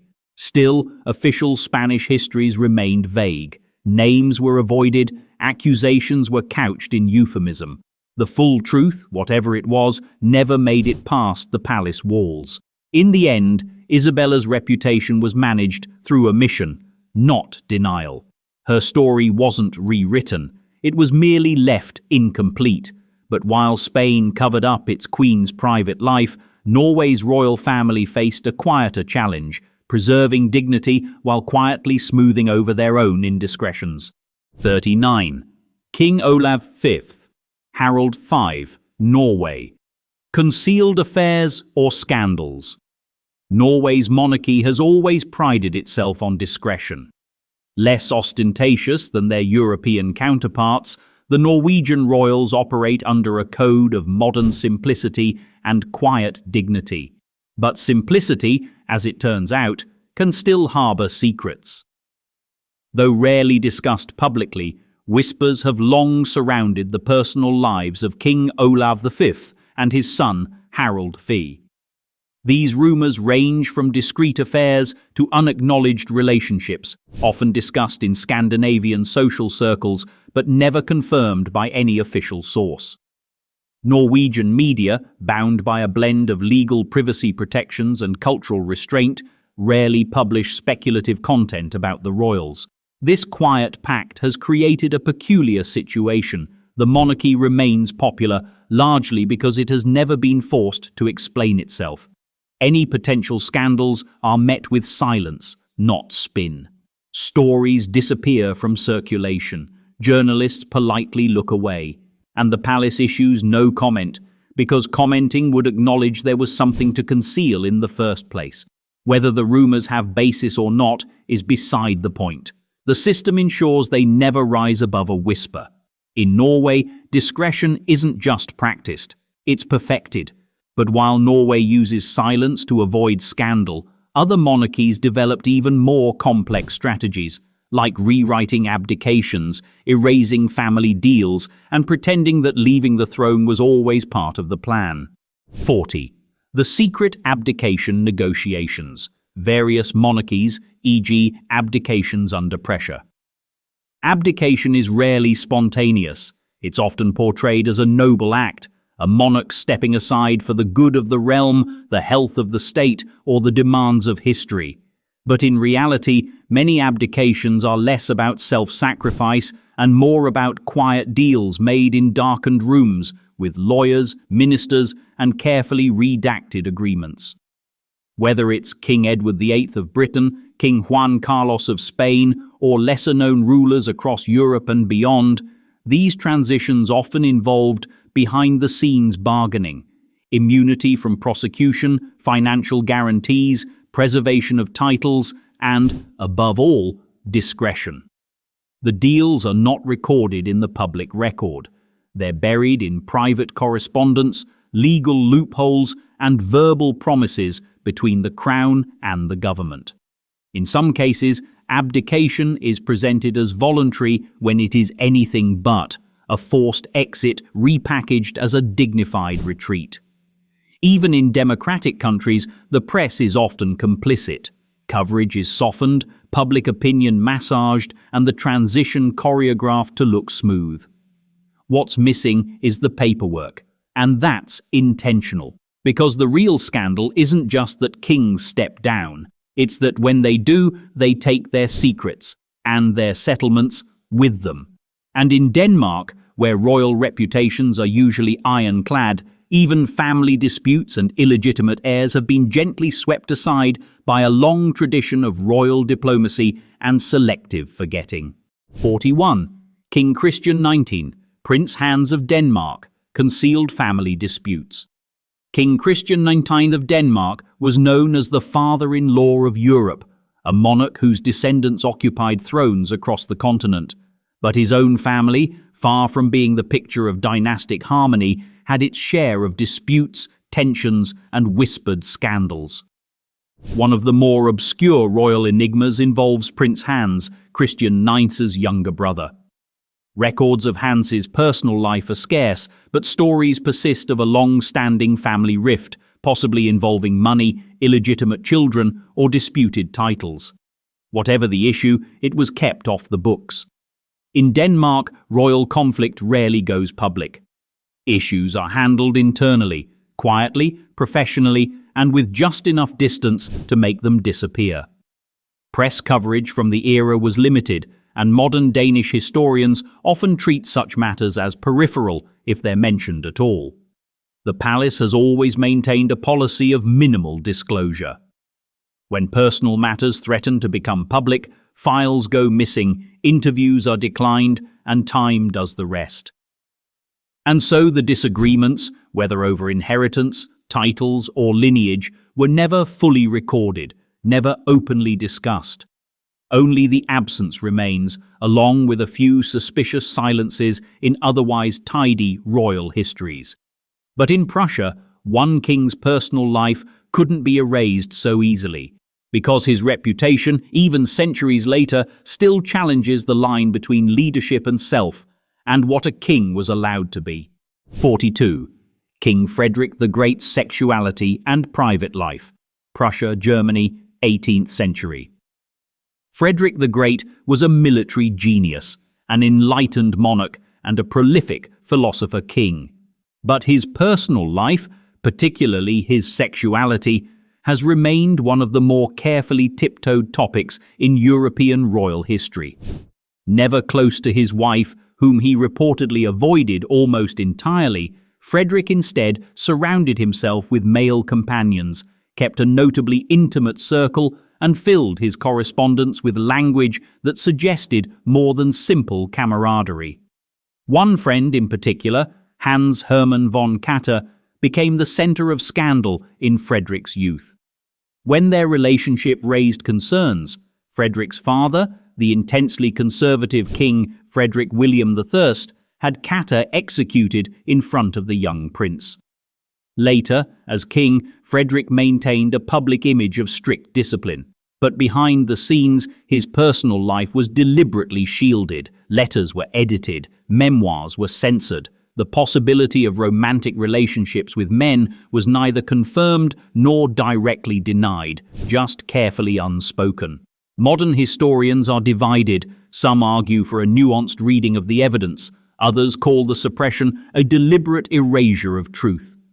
What's undeniable is that the Prussian state had no interest in letting the king's private identity complicate his public image, and so Frederick remained great while the full scope of who he was remained tucked away in archives, memoir fragments, and lines written between the lines.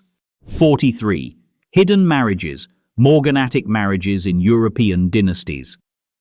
For centuries, European royal families lived by one strict rule. Marriage was not about love.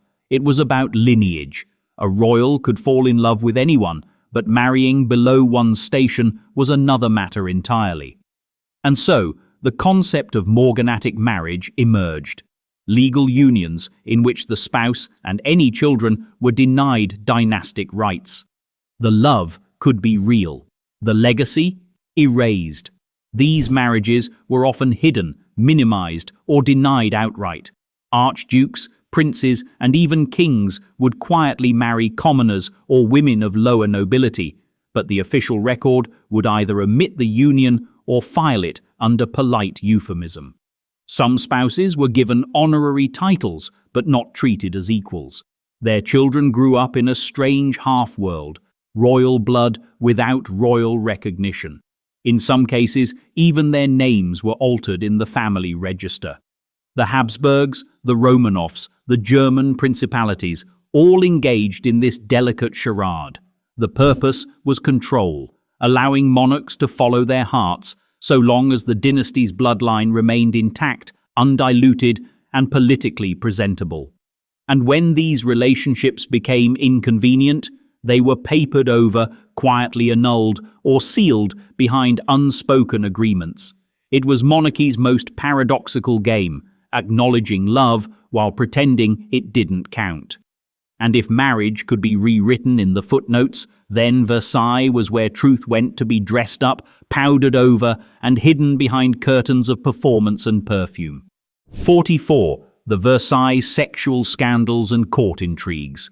Under Louis XIV, the court of Louis XIV, the Sun King, was not just a political center, it was a theater of reputation, desire, and deceit.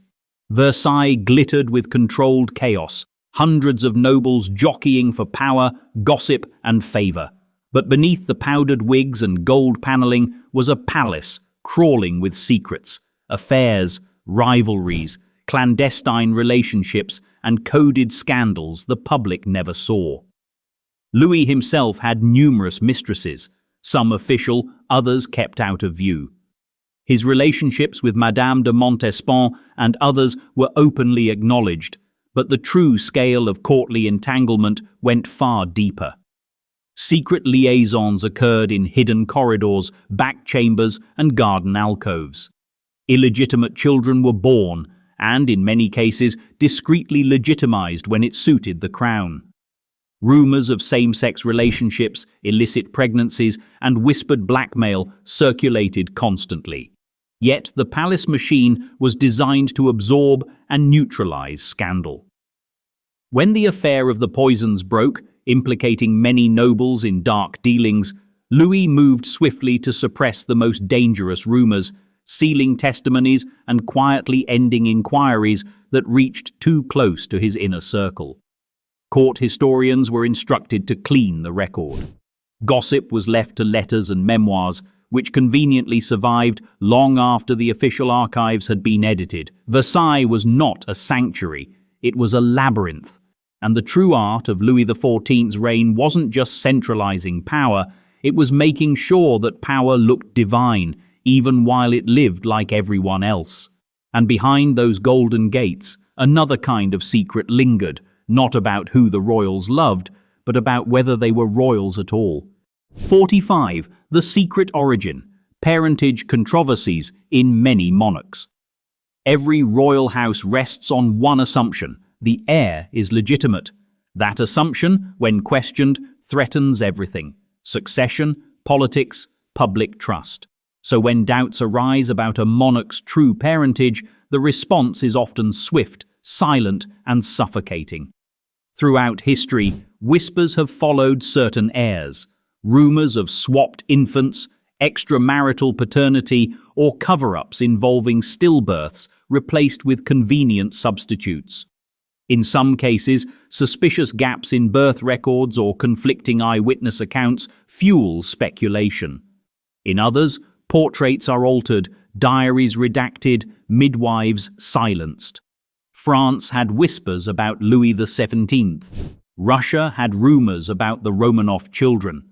England, too, has faced quiet speculation surrounding certain royal births, always denied, always footnoted, never fully resolved.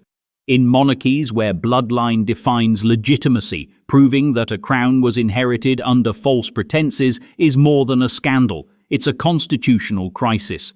So the solution has always been, don't dig too deep, or better yet, don't record the details in the first place.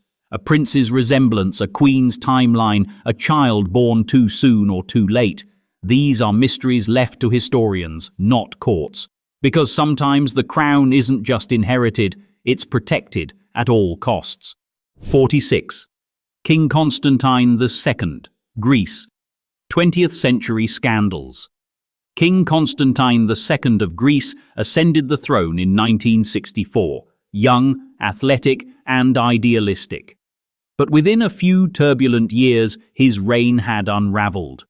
While his departure from the throne is officially chalked up to political instability and the rise of the military junta, many believe the monarchy's downfall had deeper roots: hidden financial deals, secret negotiations, and questionable loyalties. During his short reign, Constantine was accused of secretly supporting the military coup in 1967 before later attempting a failed counter-coup.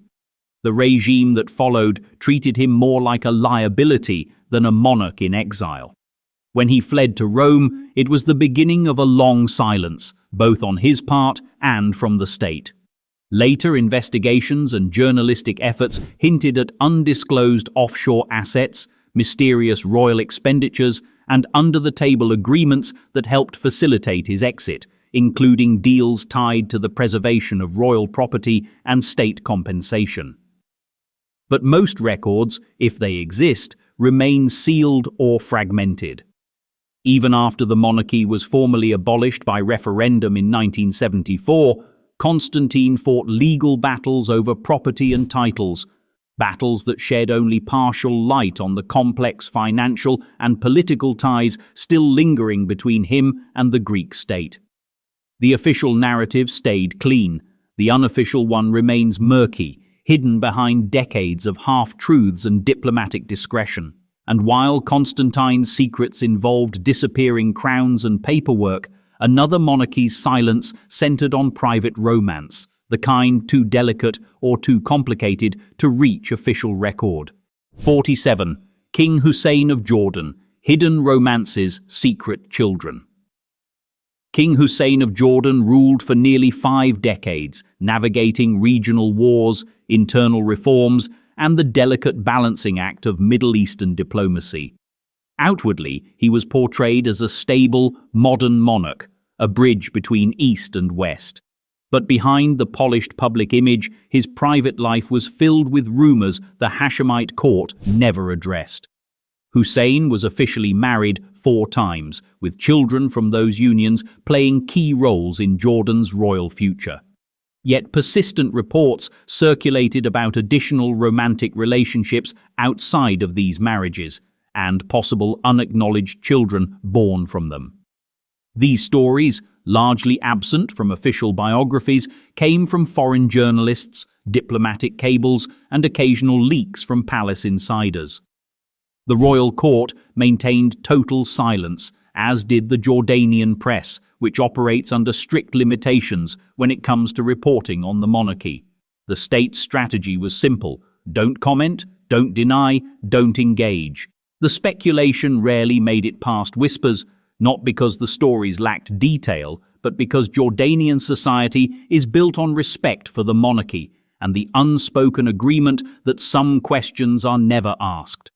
Whether these relationships existed or not, the real cover-up lies in the structure that ensured they were never seriously investigated. The palace could weather political storms, but personal controversy, that was simply edited out.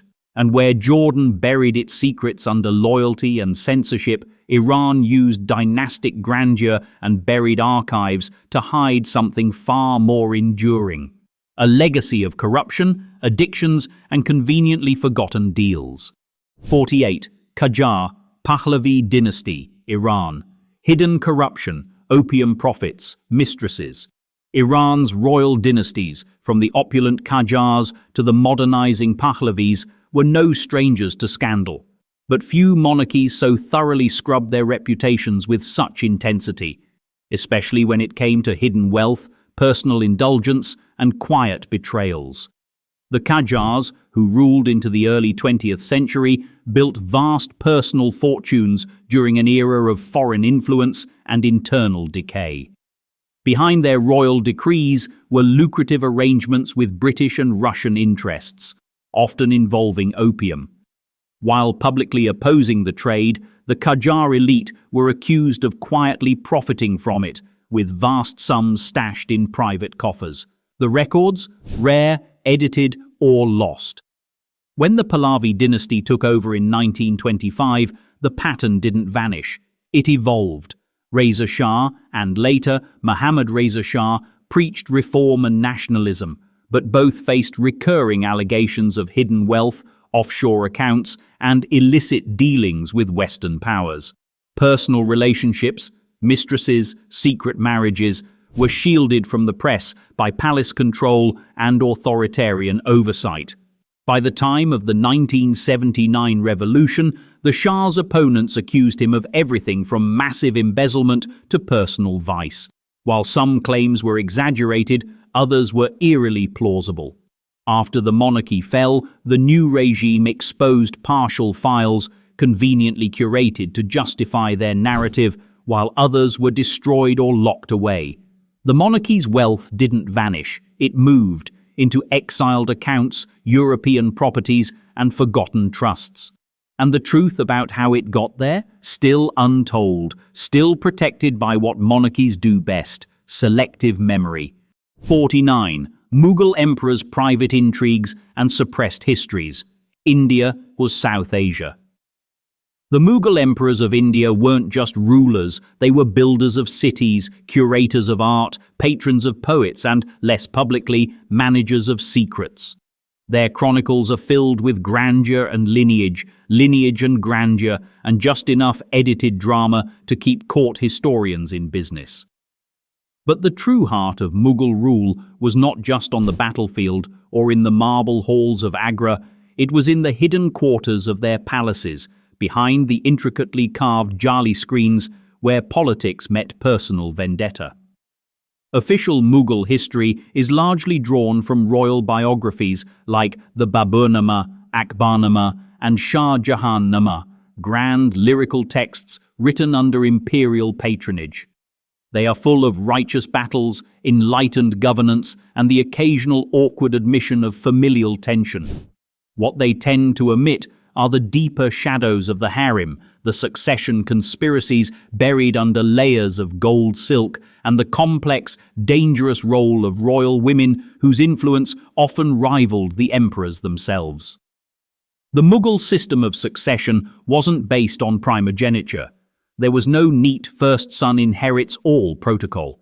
Instead, it was survival of the fittest, literal, political, and sometimes lethal. Brothers went to war, sons turned on fathers. Advisors plotted while poets penned verses about eternal order. Many princes died suddenly. Many rival claimants were quietly dispatched to remote forts or conveniently forgotten rooms. The official chronicles framed it all as destiny, divine will, or natural causes. There was very little footnote space for ambition and poison. And then there was the matter of concubines. While Mughal emperors officially had one queen consort, especially those with Persian or Rajput diplomatic marriages, They also maintained massive harems, sometimes consisting of hundreds of women. These women weren't just for show, they were power brokers. Some gave birth to future emperors, others acted as political informants, still others simply knew too much. Their names, when recorded at all, were usually replaced with epithets. The Rose of the Court, she who turned the king's ear, never specific enough to trace, always elegant enough to distract. Historians have long suspected that significant portions of the Mughal court record were either lost, destroyed, or censored after the fact, especially during transitions of power. Some rulers were obsessed with controlling their legacies. Shah Jahan, for example, famously commissioned elaborate buildings to memorialize love and death, but very little remains of the personal correspondence between him and his powerful daughter Jahanara, or of his final years under house arrest by his son Aurangzeb. Aurangzeb himself, known for his religious conservatism and stern rule, oversaw a transformation of the Mughal court's tone from celebratory pluralism to rigid orthodoxy. Unsurprisingly, many records from his reign and after were destroyed or sanitized, particularly those involving the arts, internal dissent, or his treatment of rivals. What remains of the Mughal intrigues is fractured, part history, part folklore, part intentional omission. The emperors ruled an empire of marble and dust, but their secrets were carved in smoke. And while India's royal histories were erased with calligraphy and courtly discretion, China's emperors mastered an even more refined art, turning history itself into a weapon of silence. 50. Chinese Imperial Dynasty's Palace. Intrigues, eunuch, concubine scandals. In imperial China, where dynastic legitimacy was everything and memory was managed by state scribes, the real stories were often locked away before ink ever touched parchment. The emperor was the son of heaven, the dynasty was eternal until it wasn't, and the past was curated for harmony, even when it reeked of betrayal, jealousy, and whispered rebellion. Inside the Forbidden City, or the walled compounds of earlier capitals, the imperial court was less a government and more a pressure cooker. With thousands of eunuchs, hundreds of concubines, and a web of bureaucrats all vying for influence, palace life was a constant negotiation between visibility and erasure. Concubines, especially favored ones, could rise from anonymity to imperial power. Their children might become emperors, their rivals might disappear. But the official histories rarely named them, and when they did, it was usually in vague moralizing tones, too ambitious, too jealous, too beautiful. A conveniently fatal illness would strike, a palace accident would occur, the scribes would nod. Harmony was restored. Eunuchs, supposedly sterile and loyal, often held more power than ministers. In several dynasties, especially under the Ming, they controlled access to the emperor, led secret police networks, and even commanded armies. But their influence, too, was frequently buried after the fact. When a new emperor ascended, it was common to scapegoat the previous reign's eunuchs for all prior corruption, purge them, and rewrite the record to make the new regime seem pure by contrast. Then there were the darker scandals, poisonings, forced suicides, coups disguised as retirements, emperors who vanished or went mad, and heirs who were swapped or erased. But because Chinese history was written under the supervision of state historians loyal to the reigning emperor, these stories were either minimized, recast as morality plays, or excluded entirely. One of the most notorious examples comes from the Ming dynasty. The Tianqi emperor was deeply influenced by a powerful eunuch named Wei Zhongxian, whose abuses of power were so extensive they became impossible to hide, except they nearly were. It wasn't until the emperor's sudden death and the rise of a new regime that Wei's crimes were acknowledged, and even then they were framed to highlight the righteousness of the new rule. These cover-ups weren't sloppy, they were intentional, institutionalized, and in many cases brilliantly effective. In imperial China, forgetting wasn't failure, it was policy. And while China's secrets were tucked into palace walls and state-edited histories, Japan's monarchy practiced its own brand of concealment, one that required surviving not just time, but war itself. 51. Japanese imperial family, hidden wartime conduct, secret marriages or relationships. The Japanese imperial family is the oldest continuing hereditary monarchy in the world, a lineage that, on paper, stretches back more than 2 millennia. But longevity, as it turns out, is not synonymous with transparency. In the 20th century, particularly during and after World War II, the Japanese monarchy became one of the most carefully managed institutions in modern history. Emperor Hirohito, who reigned from 1926 to 1989, was publicly depicted as a passive figurehead during the war. Official narratives insisted he was kept at a distance from military decisions and that Japan's militarist aggression was carried out without his full knowledge or approval. But documents uncovered decades later told a more complicated story. Hirohito had been briefed regularly, signed off on key operations, and maintained consistent communication with top military officials. His wartime role was neither puppet nor commander, but something far murkier and far more politically dangerous to acknowledge in post-war Japan. After the war, US occupation forces, led by General MacArthur, made a calculated decision: preserve the emperor to ensure stability and reframe his image for peace. Many documents related to wartime planning were sealed, destroyed, or never translated. Hirohito remained on the throne until his death, untouched by tribunals, his legacy sanitized by necessity. But the imperial family's secrets extended beyond wartime politics.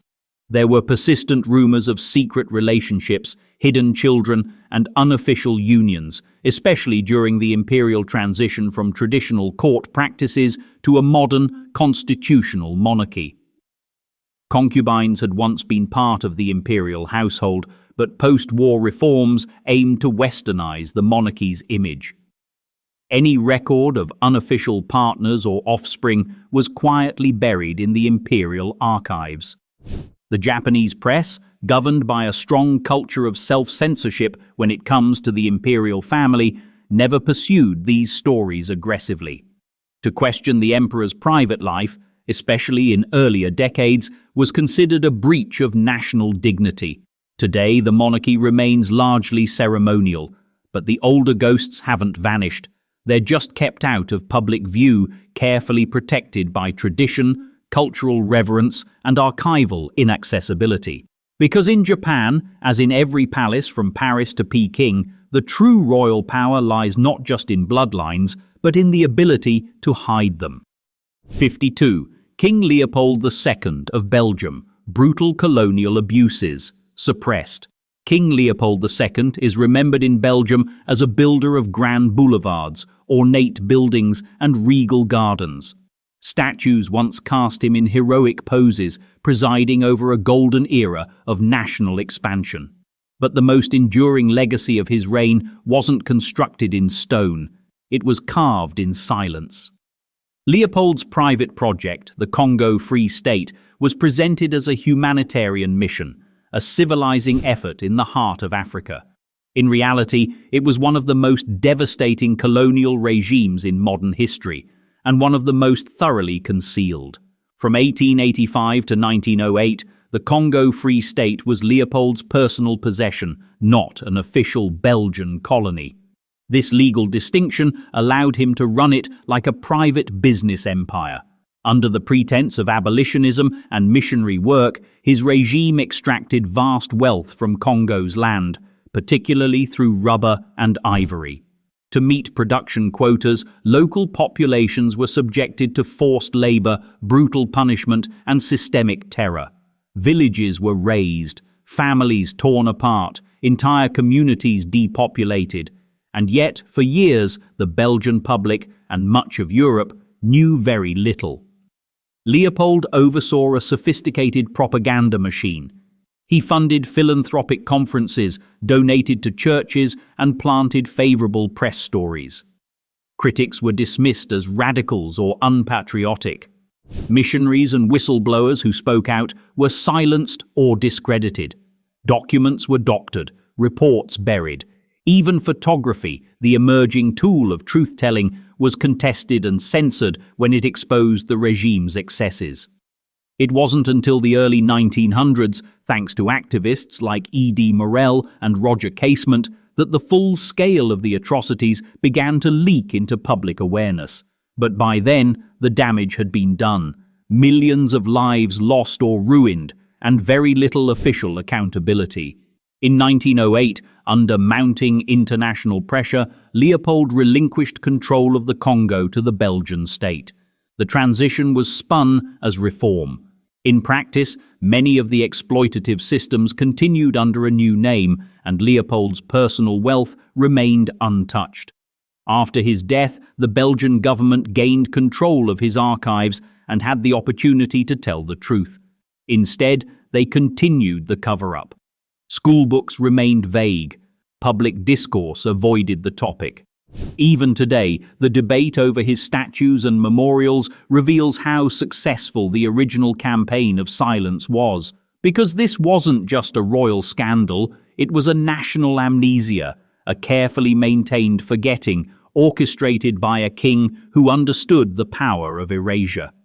And as monarchs learned to hide their darkest legacies behind borders and bureaucracy, others found more creative ways to disguise wealth, not in blood or conquest, but in ledgers that never reached the light. 53. The secret estates, wealth holdings by monarchs via offshore companies. Foundations. Modern monarchs, unlike their imperial predecessors, are often constitutional figures, reigning but not ruling, ceremonial rather than commanding. Yet even in systems where the monarchy is stripped of direct political power, one realm remains oddly untouched by scrutiny: money. Across Europe, the Middle East, and other constitutional monarchies, there have been persistent reports and investigations into the hidden financial holdings of royal families. Secret estates, offshore accounts, and wealth quietly managed through a maze of shell companies and tax-advantaged foundations. On paper, many monarchs receive state funding, often presented as transparent, audited, and allocated strictly for official duties. But behind this public budget lies another economy entirely. In Spain, King Juan Carlos, already featured earlier for his offshore scandals, reportedly moved vast sums through Swiss bank accounts and foundations registered in tax havens. In the United Kingdom, the Paradise Papers revealed that the Duchy of Lancaster, which provides private income to the sovereign, had investments in offshore funds. Though technically legal, the optics were deeply damaging. In the Gulf monarchies, where oil wealth and royal privilege are inseparable, the lines are even blurrier. Family wealth, state assets, and national revenues often intertwine, with no clear distinction between personal and public holdings.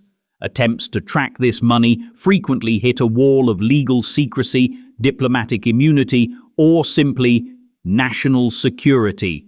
These holdings are often concealed through complex structures: trusts in the Caribbean, real estate portfolios in London or Geneva, foundations headquartered in Liechtenstein, shell companies scattered across jurisdictions with little reporting oversight. When leaks do occur, from whistleblowers, financial papers, or investigative journalists, royal households respond with carefully crafted statements, legal threats, or the tried-and-true tactic of strategic silence. The real scandal is not the existence of the wealth, it's the complete absence of transparency. Monarchies present themselves as symbols of continuity, heritage, and national unity. But when it comes to finance, many behave more like secretive multinationals, with legacy branding and offshore risk management. And while these systems may not involve direct criminality, they thrive in a moral grey zone, where what's technically legal is ethically invisible. Because even in a world of open data and financial disclosure, the oldest institution in the world still knows how to disappear into its own archives, and reappear only in ceremony, crowned in plausible deniability.